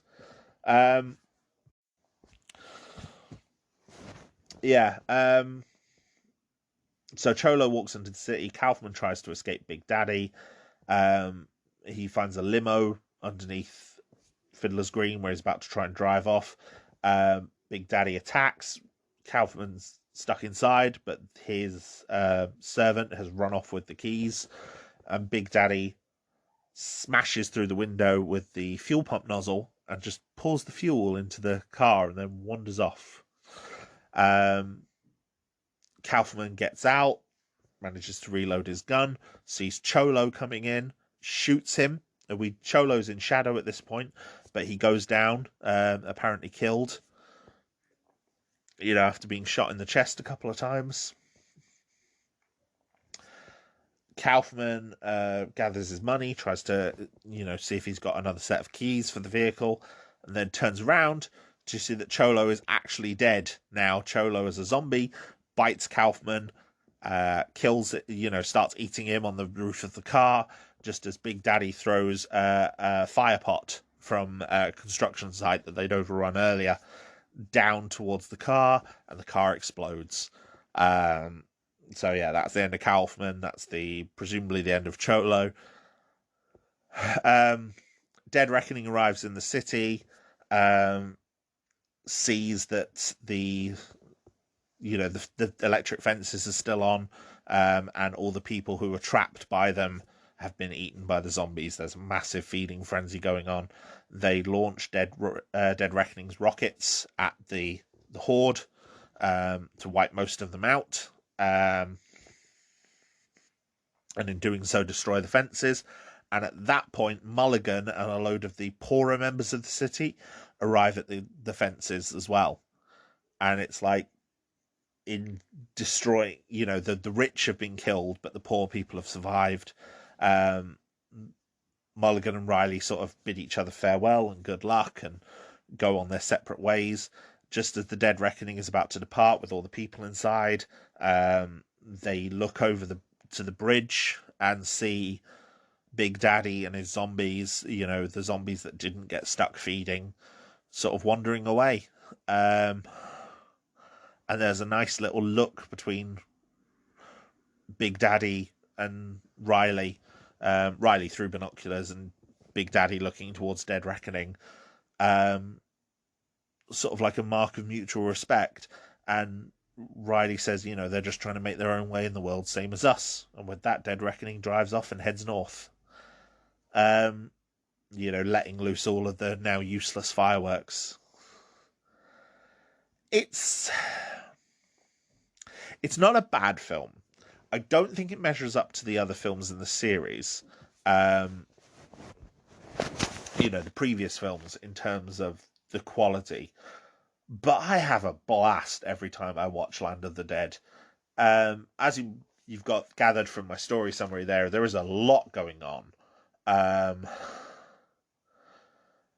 But it is bloody good. It's fun, and some bits are on the nose, but it is, there's a lot of focus on money and a society that's been built around money, trying to hold on to ideas of class and power years after a zombie outbreak, a zombie apocalypse. But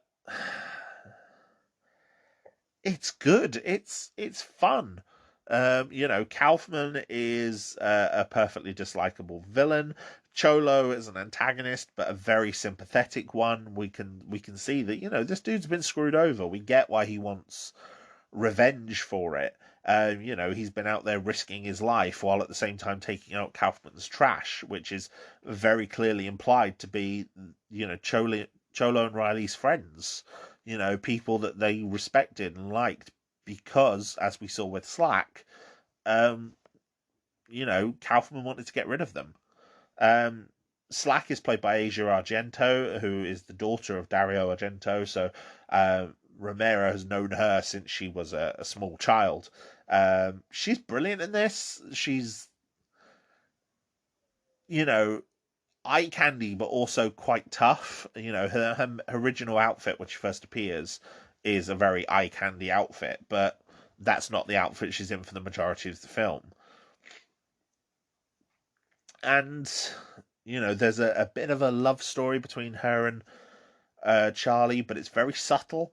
There's like a clear interest in each other, but then they don't, make a thing of it. They don't stop and kiss or anything like that. Romero said he deliberately kept it subtle because he's not a fan of the trope. You're in a horror movie. Why are you going off and making out or anything else like that?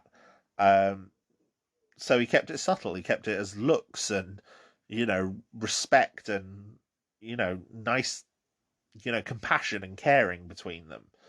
And I think it's great. It does rely on a lot of jump scares at points. Some are better than others. Jump scares I think are a pretty weak form of horror anyway.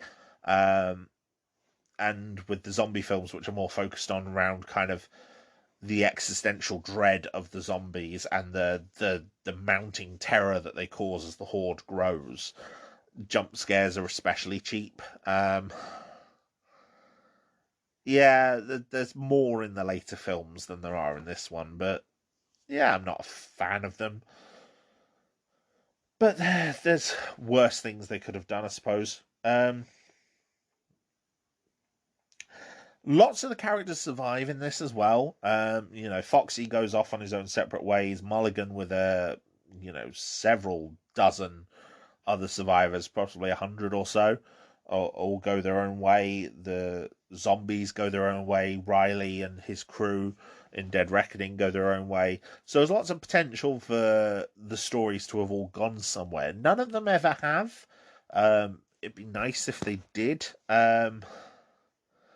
But yeah, it does mean that there's a lot of storylines and a lot of characters being juggled, as you probably got from my little summary.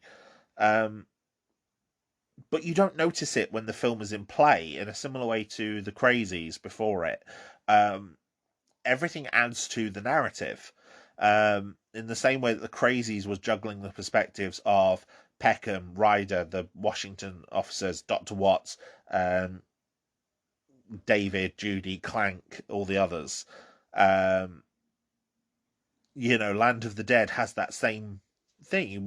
We follow Cholo, we follow Riley, we follow Charlie, we follow Kaufman, we follow Slack, but it all kind of, it's more unified and we can see how it all builds. It's definitely good. There's some other scenes which are kind of exclusive to the DVD that weren't in the theatrical cut, like this one scene where Cholo, on his way to see Kaufman, finds an apartment where someone has hung himself, and obviously Cholo, who's had his weapons taken to go into Fiddler's Green, no one in Fiddler's Green apart from the security guards have guns, goes to kill the man, to make sure his head's gone so that he doesn't reanimate. To which the wife is horrified, and the son goes and gets him down, but obviously in getting him down, he reanimates and attacks the son. It's a good scene. I think it was a good one for showing that you don't have to be bitten to be a zombie, which I think is a lot of modern zombie films focus on, like a virus or a parasite or some other thing that creates the infection. The idea of the Romero films being anyone who died, something that would later be echoed by The Walking Dead as well. I think that's better. It's Yeah, Land of the Dead is good. I will defend it a lot more than most other people in the fan base. A lot of people in Romero's fan base hate it and don't really count it. I think the two following movies in the Dead series are far worse. I've always kind of had a soft spot for Land of the Dead. It might be because, I actually got to see this one in cinemas, um, as well. So it does, it holds a special place in my heart that way. Um, but a lot of it is just because I like the characters in it. Um, Rolo, Cholo, Riley, Charlie, Slack, Big Daddy. They're all very likable. Especially Big Daddy and his zombies. And it makes it a fun film to watch. It's not as deep or as intricate or developed as the previous movies, but it's definitely likable. It's definitely worth a watch. And it's just a good popcorn zombie film in the same way that the Dawn of the Dead remake is. So I think it's worth your time. I'd definitely start with the other films, but yeah, if you want a different take on a zombie movie, something that's set later in a zombie outbreak, you can't really go wrong with Land of the Dead.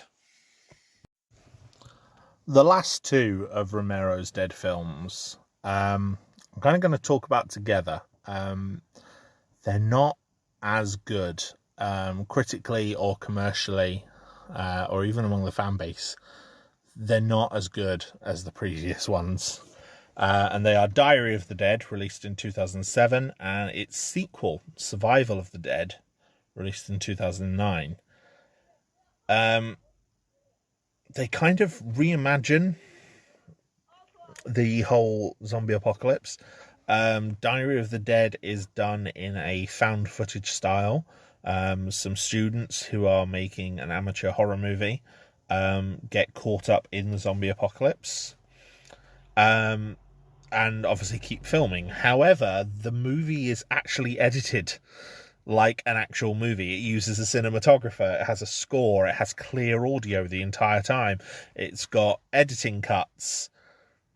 So it doesn't actually fit with the style of most other found footage films. But it's also trying to be a found footage film. It's not a great version of the genre. It feels a bit like Romero was bandwagon jumping. There are some good ideas in it, but none of the good ideas are ever really fleshed out, or told well. Like, there's the heavy-handed message of like social media and the internet and our consumption of content has kind of turned us into zombies, which is like, yeah, that's not really an original take.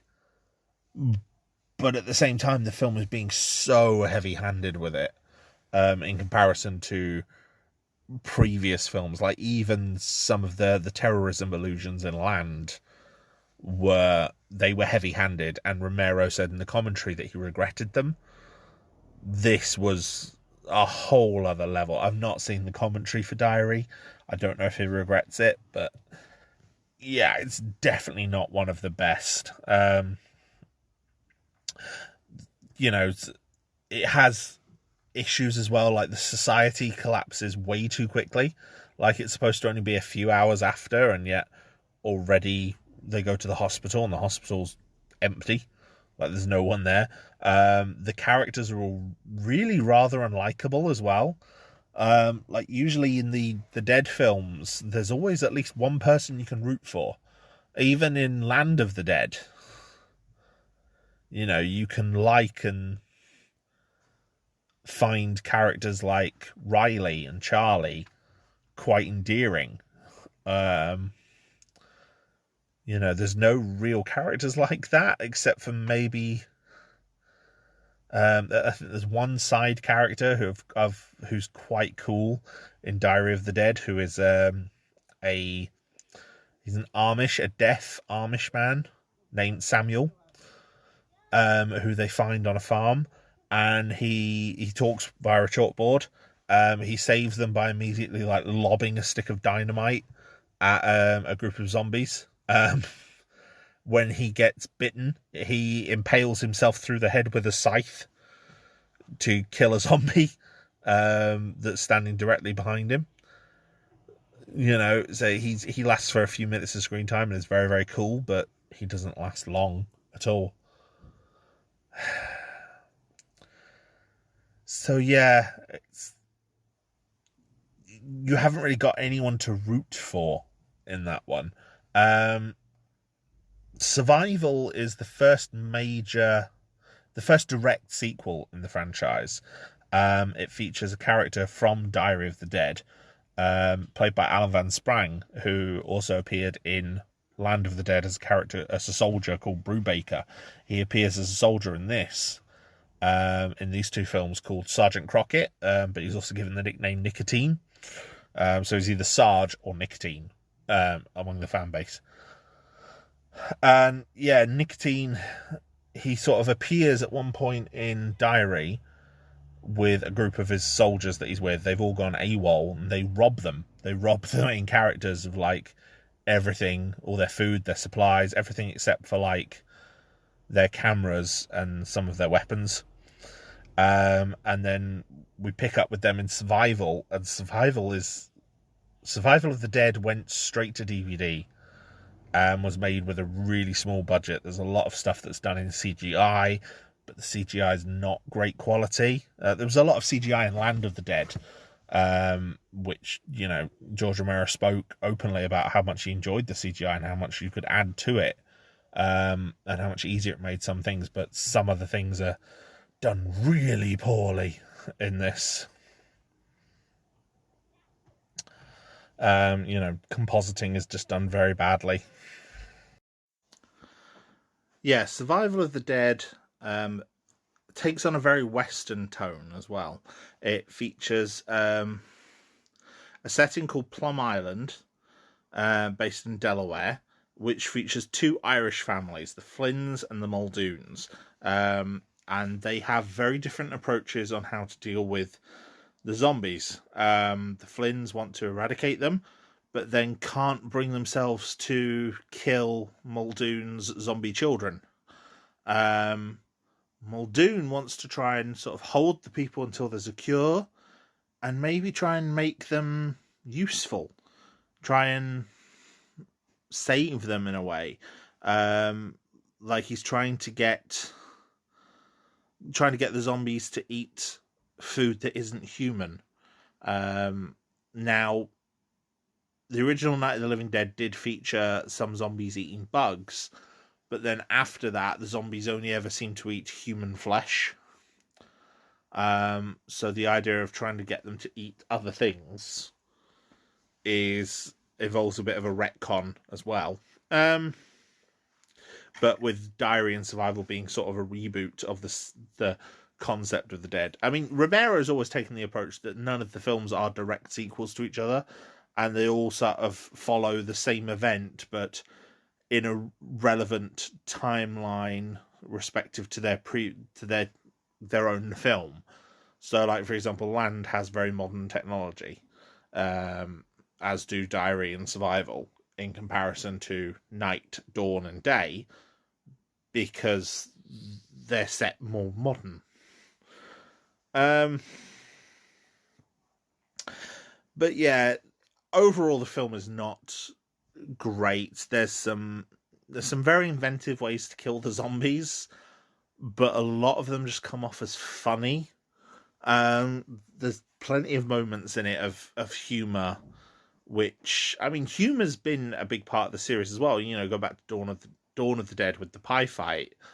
But some of the bits in this do just feel a bit too silly.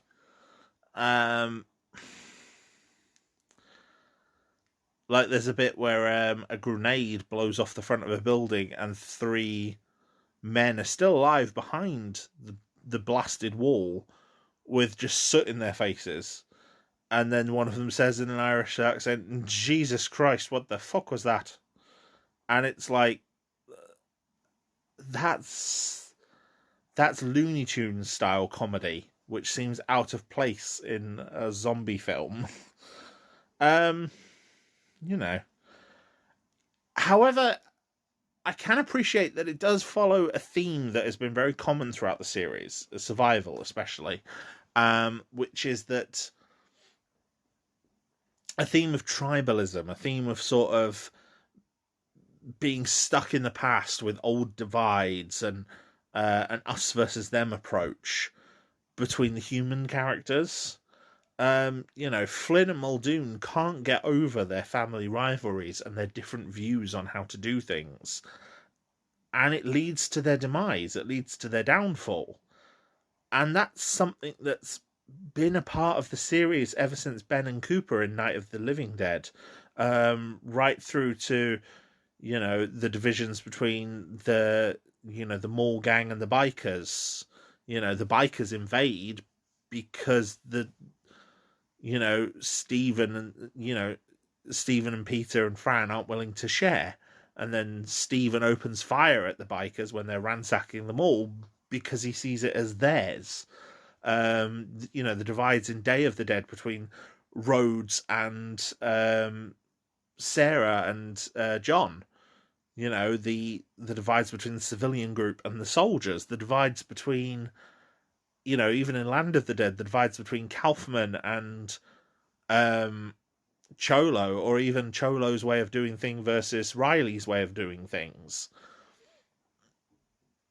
Yeah, it's a theme that has been a part of the series from the get-go, and not just in a humans versus zombies ways, but in a humans versus humans. It would be taken to logical extremes later on. I think things like The Walking Dead delve much deeper into that theme with some of the divides between the different groups of survivors. I think another issue with these two films is their lack of budget, and it really shows in the effects department. Not that previous films had always necessarily had a high budget. Dawn of the Dead, for example, was made for less than $1 million in 1978. But spending power doesn't go as far anymore. So, $640,000 or whatever it was in 1978 probably goes a lot further then than, several, I think 4 million, I think was the budget for Survival, does nowadays. And the biggest area where this is obvious is with the zombie effects. The Dead films had generally had very, very good, especially for their time, zombie effects work. Usually done by either Tom Savini from Dawn and Day, or Greg Nicotero, who also worked on Day, and then worked on Land, and would later go on to work on The Walking Dead. Greg Nicotero is a consultant, and he's listed on both of these films, both Diary and Survival, as a producer in one and consultant in the other. But it becomes obvious that he either didn't have as much influence on the effects, or just didn't have the budget to do some of the effects that he could. And I think with the quality of zombie films being what they were at the time, 2009 was the same year we got Zombieland, for example, which has phenomenal zombie effects. 2007 had 28 Weeks Later and Wreck.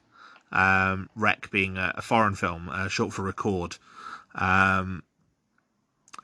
both of which had great zombie effects. We also had the Resident Evil series, which, maligned by many people as it rightfully is, does have very good zombie effects. The zombie effects makeup in, I think, Resident Evil Extinction was where the franchise was in. That launched the same year as one of these films, but I can't remember which one. And and that one especially had some very, very good zombie effects. So, yeah, that feels lacking. A zombie movie should have the zombies should be a highlight, and with the level of quality the fan base, especially Romero's fan base, had come to expect in his films, I think that hurt them as well. These films are not popular among the fan base. I'm not a fan of either of them. I'm a more vocal proponent of Land than a lot of other people I know, but I struggle with Diary and Survival. I wouldn't recommend them. The only possible saving grace they have is the idea of Nicotine and Brubaker being the same person, as they both are played by Alan Van Sprang. It is possible. Nicotine's men were in charge of an armored truck which had several $1 million inside in Survival, and it's highly likely that Nicotine and Tomboy could have found the truck again and could have maybe driven, from where they were in Delaware up to Fiddler's Green, where Land of the Dead is, and sort of bought their way in with Kaufman as one of the soldiers. They clearly have the soldier experience, and then just change his name, become Brubaker. Leave his past behind. It's possible. But even then, Brubaker is only... Sorry about that, car alarm in the background. Even if that's the case, Brubaker is a bit part in Land of the Dead, so it's not really important to watch these two movies. And Nicotine is not a nice character. So, yeah, they're not worth watching. They're worth watching more as a curiosity rather than anything else. There are still some good zombie killing moments, but compared to a lot of contemporaries at the time, there are better zombie films out there.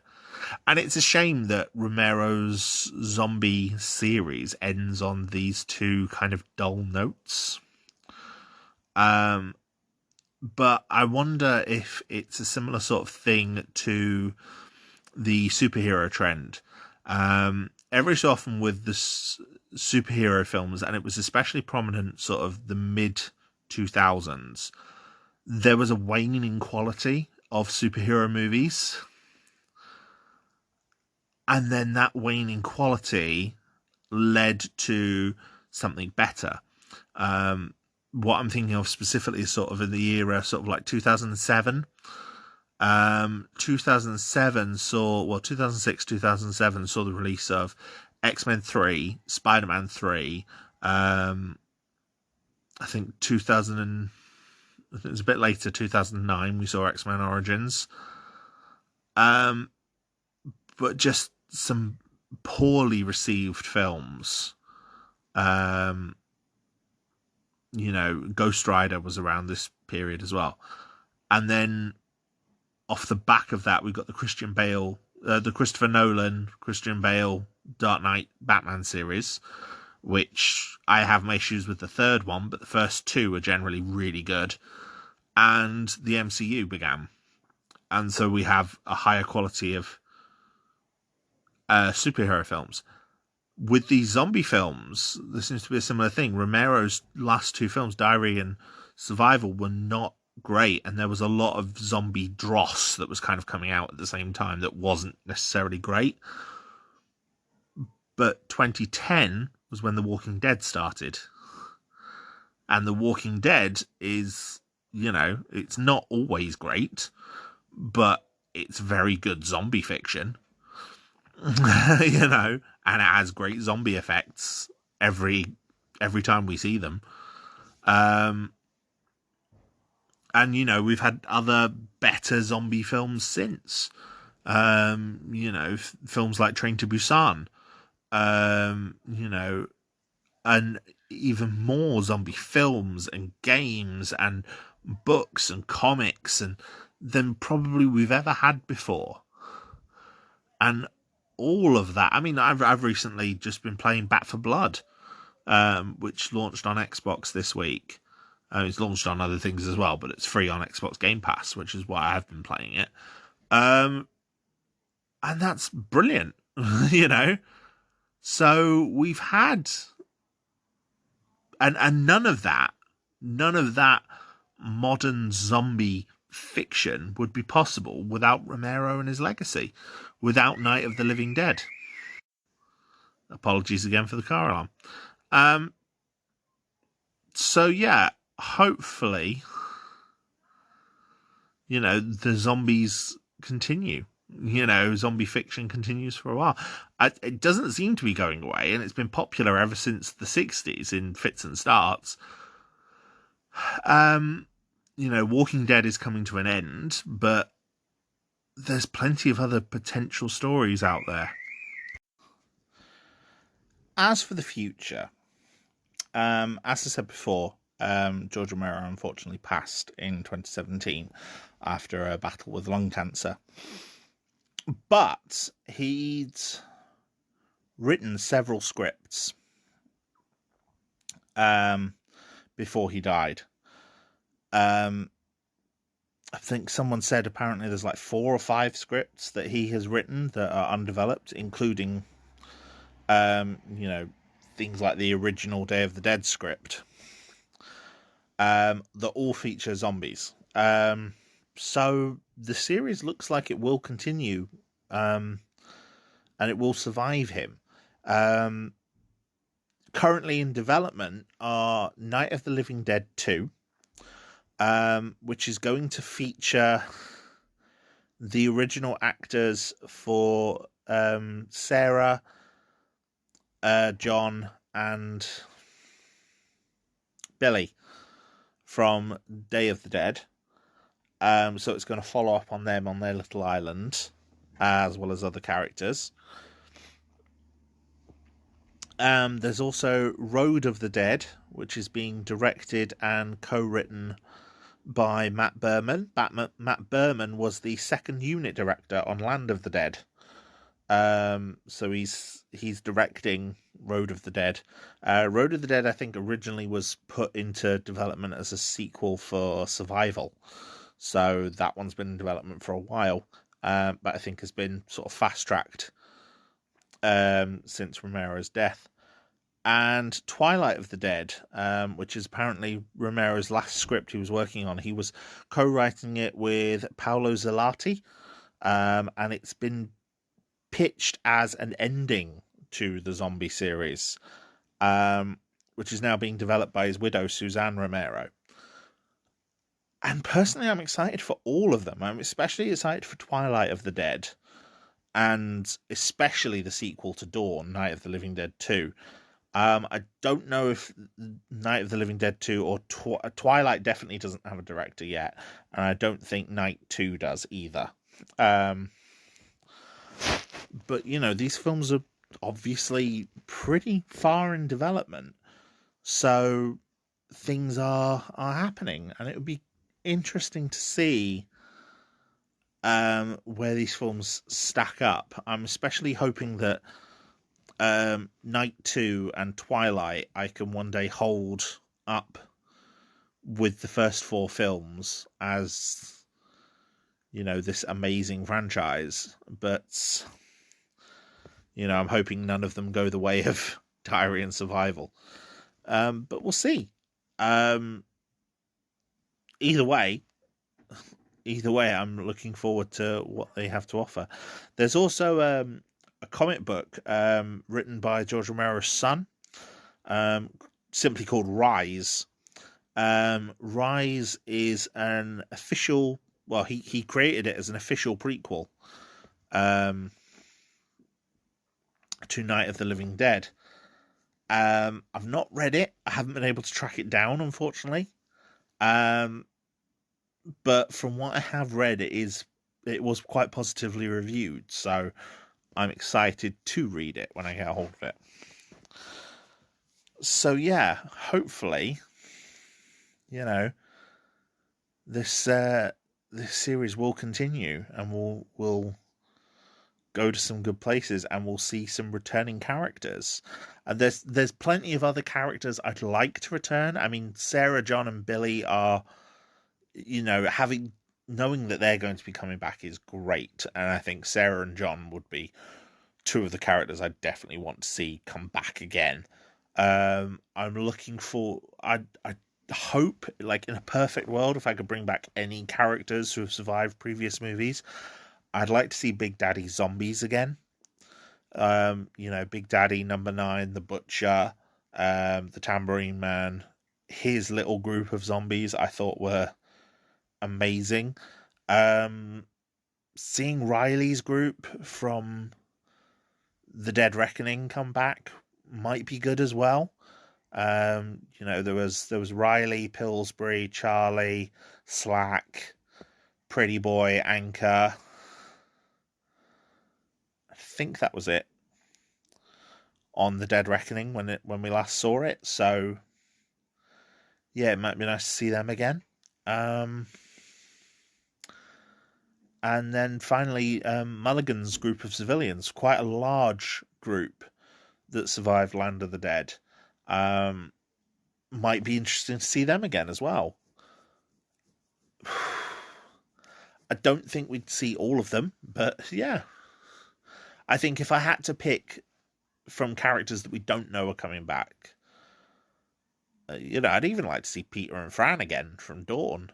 To be honest, you see Fran's grown-up child. But yes, I think if I was to get any of those characters to come back, I'd really like to see Big Daddy and his zombies come back. I think that could be amazing. Whether it will ever happen, I don't know, but I personally would really like it. I just want to say a quick sort of finale to everything.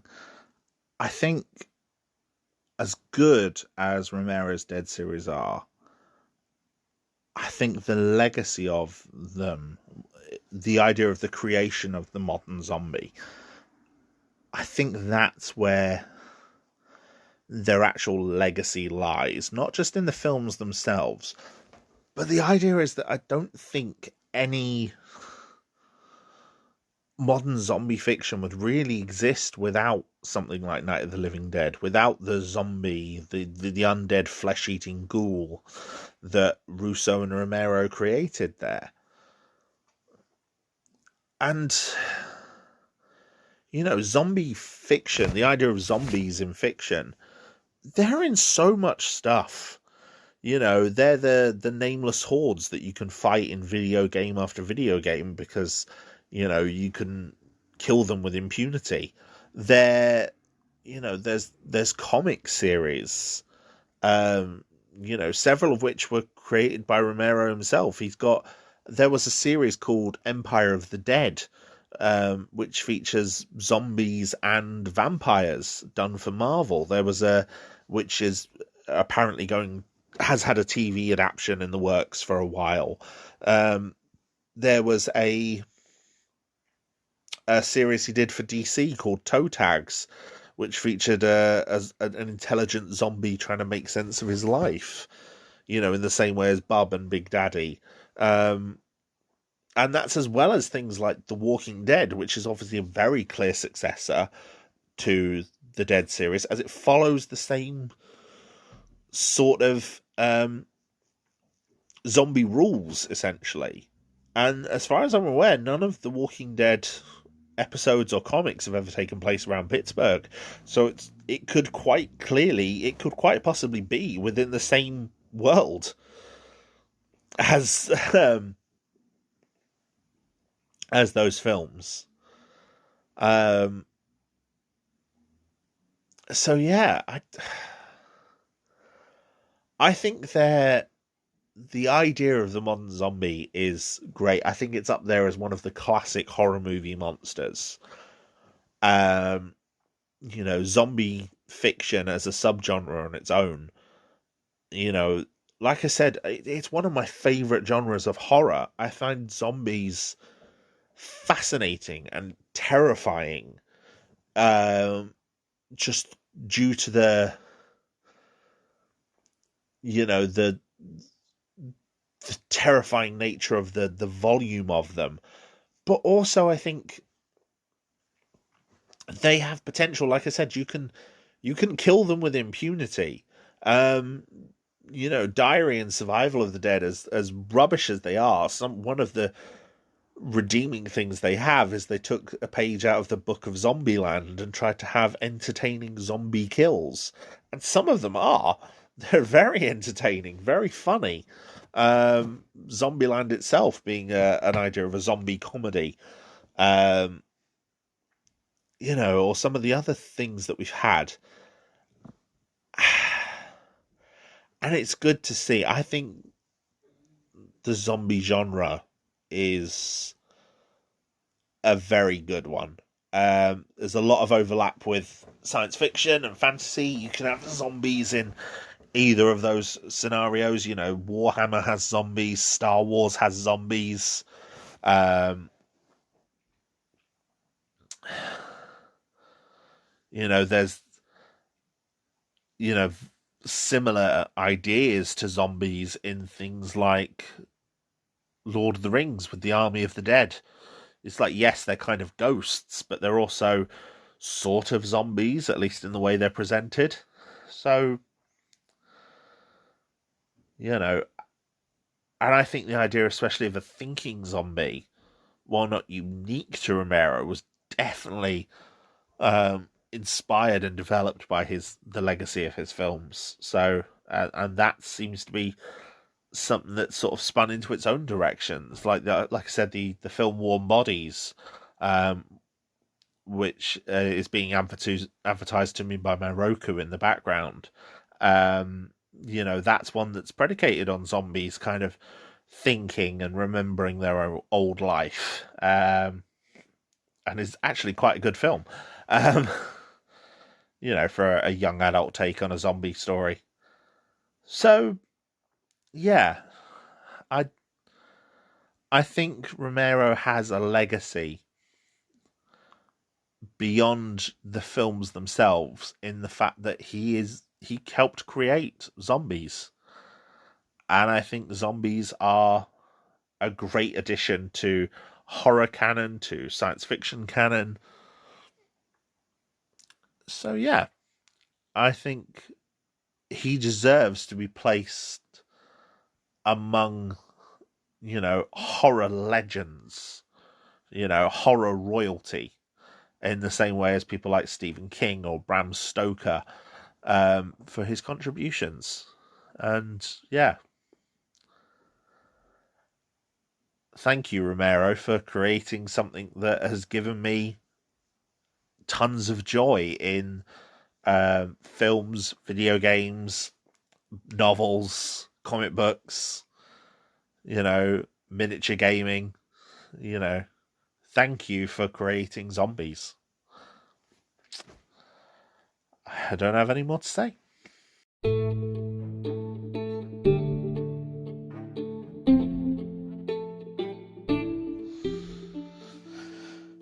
Right, final thing for the week, for this episode, is Quickfire Geek talking points, as we usually do here. Just some recent things I've seen in the past week or two that I feel are worth commenting on. Firstly, there was the announcement that former L-Word actress and trans woman Jamie Clayton will be playing Pinhead in the new Hellraiser film, which I think is going to be a reboot of the series. I've never really seen Hellraiser. I think I've seen a bit of the first film once. I think it was the first film. It might have been the second.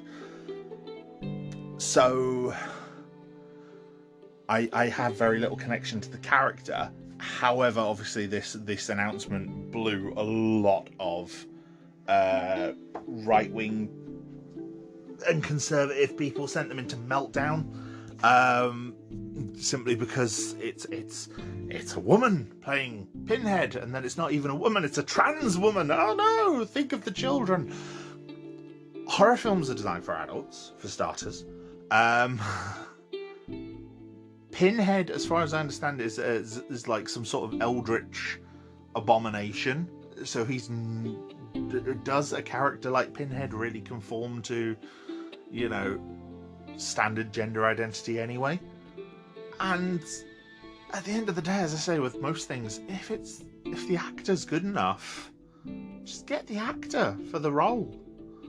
To go back to what I was talking to earlier about Land, Dwayne Jones wasn't cast as Ben because they wanted a black lead. He was cast because he was the best actor who read for the role. If Jamie Clayton is the best actor that they can find to play the new Pinhead, then they'll be brilliant, I'm sure. So yeah, that's all I've got to say on that one. There's also been the announcement that there's going to be ethnic hobbits in The Lord of the Rings, and this was revealed by British comedian and actor Lenny Henry, who has actually been cast as a Harfoot. Apparently the Harfoots are mentioned in Tolkien's Legendarium as dark-skinned hobbits. So this is actually canon, which a lot of people were still up in arms about regardless. Personally, I'm excited for it. Lord of the Rings, I love the original Lord of the Rings films. I'm going to be doing an episode on them coming up soon. I'm not a huge fan of the Legendarium of novels. I don't particularly think J.R.R. Tolkien, had a wonderful imagination. I don't think he's a particularly good writer. I think his prose is somewhat lacking. That said, the creativity in his world is brilliant. I'm intrigued to see Lord of the Rings, the series, and what it has to offer, because from what I can tell, it seems to be telling original stories. But adding more diversity to the Lord of the Rings is not a bad thing. Like I said in a previous episode when I was discussing Tauriel, the addition of Tauriel wasn't necessarily bad. It was what they did with the character of Tauriel that made her bad. Forcing the love triangle. The actual addition of Tauriel, the character, was great. Tauriel is a brilliant character for the Lord of the Rings. So, having more black characters, having more female characters especially. There's not a lot of women in the Lord of the Rings in the Legendarium, so, be interesting to see. We've also had the final in the trifecta of things to piss off conservatives. There's a woman playing Pinhead, there's black hobbits, and then finally Superman is bisexual. This follows off the announcements of two other major coming outs of DC characters, with Alan Scott, Green Lantern, and Tim Drake, the second Robin. Third Robin. God. The Superman that has come out as bisexual isn't actually Clark Kent. It is his son, John Kent, who is a teenage boy. Now, unlike with the Alan Scott and Tim Drake reveals, which people had to wait until they had the issues in their hands before it was revealed, and then it made it to mainstream news, the John Kent reveal was going to be a cover. There's a cover of him kissing his boyfriend. So obviously that would have reached solicitations ahead of time. So what they did was they announced it on coming out day, which I thought was lovely. And they announced that yes, John Kent is going to be bisexual. He's going to be dating his boyfriend, who is a reporter. And personally, I think it's great. The issue I have with John Kent and also with Tim Drake's partner is that the partners that they have aren't really attached to their mythos beyond being attached to them as a character. That could be a sign that they get killed off, although I really hope that isn't the case. That's usually a sign a love interest can get killed off when they have no connections to any of the other supporting cast except for the hero. And I don't I don't really want a kill your gaze trope in Superman and Batman when they're doing well. I think DC has had some very, very good queer representation recently across their comics and the television shows, especially. The Arrowverse shows. I'm a big fan of a lot of what I've seen. I'm still behind on the Arrowverse shows, but I'm very fond of what I've seen in shows like Batwoman and Supergirl, with their queer representation and trans representation as well in the case of Supergirl. So hopefully nothing bad happens to these characters. But either way, yes, it's now canon that John Kent, that we have a bisexual Superman, which I think is great. DC also had its fandom event recently. There were some announcements and teasers and behind the scenes things for new films and upcoming projects. Most of them looked okay. I'm not gonna lie, Batman looks very much like a Batman film. I've seen some people saying, "Oh, it's amazing! Look at this cinematography," and I'm like, it looks like what I'd expect from a Batman film. It's not really standing out to me too much in comparison to things like Batman v Superman or Dark Knight, or even going back to like the Tim Burton Batman films, or even Batman Forever. There's a lot of very similar visuals. So there seems to be a visual style for Batman. It looks like there's a lot going on in it, and I still hate the Riddler. Riddler is, I'm not even joking, Riddler is my favourite Batman villain, because he's camp and cartoonish and colourful, but also menacing and clever, and I think he's a character that's very, very easy to get wrong, because you can go way too camp.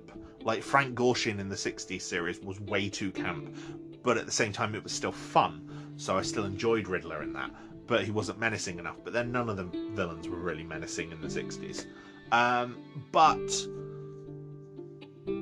for example, I think after we've had Gotham and the Batman Arkham games, which have both got the balance of Riddler between being menacing and campy so right, the fact that Riddler in this looks like a sort of Zodiac killer Saw villain, I don't like it, and I'm not sure what they're doing with it, and I can't make my mind up about whether I like the idea or not. I think I'm just going to have to see it. Robert Pattinson, however, looks brilliant as Batman. I'm really hoping he doesn't kill anyone, because to me, any movie where Batman kills is automatically a bad Batman movie. Like, it can be a good movie, but it's a bad Batman movie. You know? It's like The Dark Knight is still a good movie, but Batman kills Two-Face, so it's a bad Batman movie. Batman Forever is one of my favourite of the Batman movies, but again, he kills Two-Face at the end. Were it not for that, it'd be perfect. It'd be my favourite of the original 90s ones. And yes, I did say Batman Forever. It's my favourite. Joel Schumacher was a brilliant director, and his visual style in that movie was incredible. It's underrated. Watch it. I really hope. There's apparently a lost cut of that movie, which features sort of darker tones and has him kind of exploring his duality as Bruce Wayne and Batman. And I really like that idea. And I've seen some of the sort of pre-assembled, like unfinished scenes that are floating around on the internet, and it looks really good, and I really would like that movie to get the full cut that it was originally intended. And I think if it were to get that, the Schumacher cut, release the Schumacher cut, I think if it was to get that, people would appreciate that movie a lot more. Beyond that, I think Black Adam looks amazing. I think it'd be nice to see him go up against Superman in a future movie, but I don't think that's ever going to happen, which is a shame. And yeah, most of the rest of it just looked good. It was nice to see some of the heroes. I thought the Batwoman trailer especially was the one that I enjoyed the most. Just seeing Batwoman and Alice teamed up together looked quite fun. There's also been a trailer released for House of the Dragon, the Game of Thrones spin-off that they're doing, the prequel. I've not seen it. I really have no interest in seeing it. At this point, I'm really struggling to even find interest for the new book when that releases. I think I'm so done with Game of Thrones, and it's a shame. That was a novel series I really enjoyed. Like, I devoured those books when I read them the first time. I'm not great at finding the time and focus to read a lot of the time on a novel. And yeah, Game of Thrones, I devoured them. And yeah, I think I'm just done on the series. Like, I saw there was a House of the Dragon trailer, and it's got Matt Smith in it. It was an actor who I really enjoy. Former Doctor Who. And I'm like, no, I don't care. I really don't. And then finally, and I have to discuss this, even though I still haven't seen the movie yet, because it only just released it released on the 15th over here. It's been out in America since the start of the month, but it's only just released over here, and I haven't got around to seeing it yet, but I've seen so many spoilers for this post-credit sequence that I have to talk about Venom: Let There Be Carnage, okay? Venom: Let There Be Carnage, from what I've heard, is not a great movie. It's got a lot of the same problems that the original Venom had. It's very rushed, very choppy, and things have obviously been cut for the rating or to speed the plot up and things like that. But the post-credit sequence features Venom arriving in the MCU and watching the Daily Bugle report that reveals that Peter Parker is Spider-Man. And so all of a sudden now Venom is part of the MCU. And I really don't know how to feel about that. I mean, we've had Spider-Verse and What If and the alternate universe ideas, but, as much as I love Tom Hardy as Venom, and I think he's really fun as the character, those films are not good. Like, I even struggle with those films, I think, more than I struggle with the Amazing Spider-Man films, and they're not good. So, yeah, I don't know how I feel about it. And it's like, it's a film that I could skip and wait until it came out on DVD, except that now I feel I have to watch it before No Way Home, in case Venom appears there. And that's not what I want. I don't want to be obligated to see a bad film, or a film that I think is going to be bad, or a film that I don't think I'm going to enjoy. So, yeah.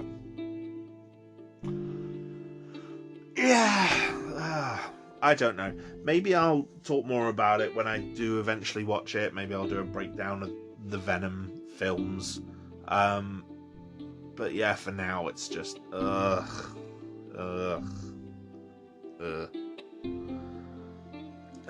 Anyway.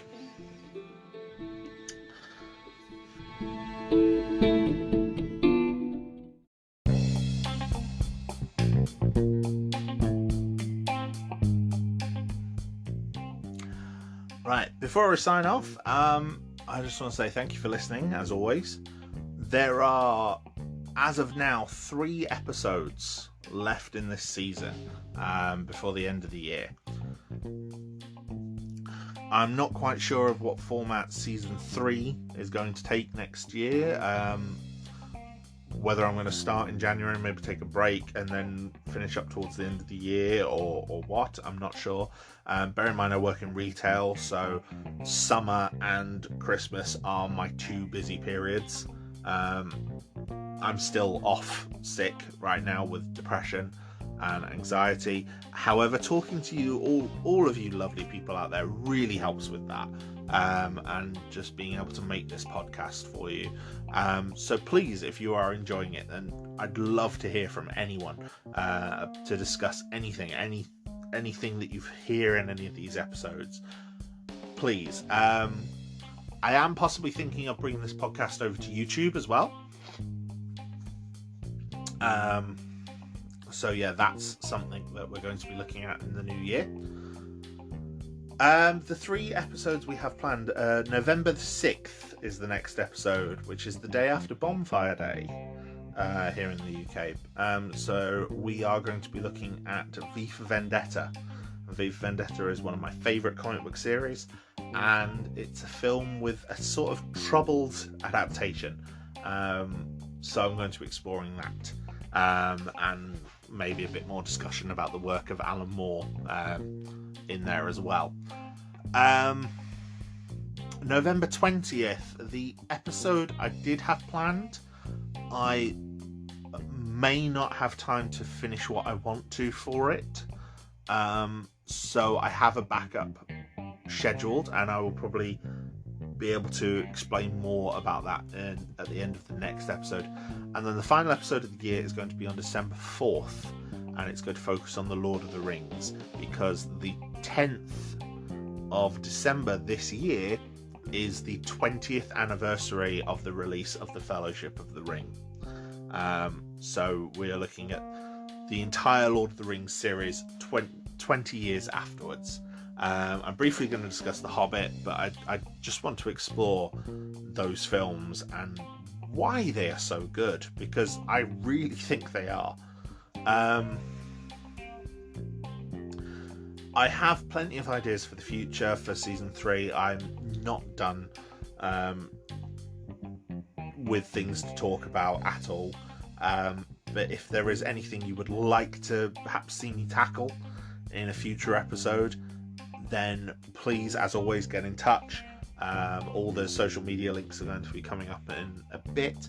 I've also started a TikTok, so you can find me on there as well. I'm mainly using that to document my journey with depression and my recovery. It's a relatively new thing. There's only 3 videos on there at the time of recording this section.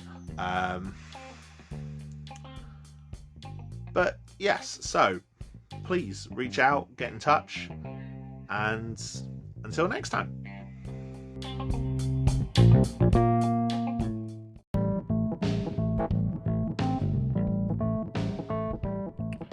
Thank you, my friends, for once again joining me on Garhdo Goes Geek.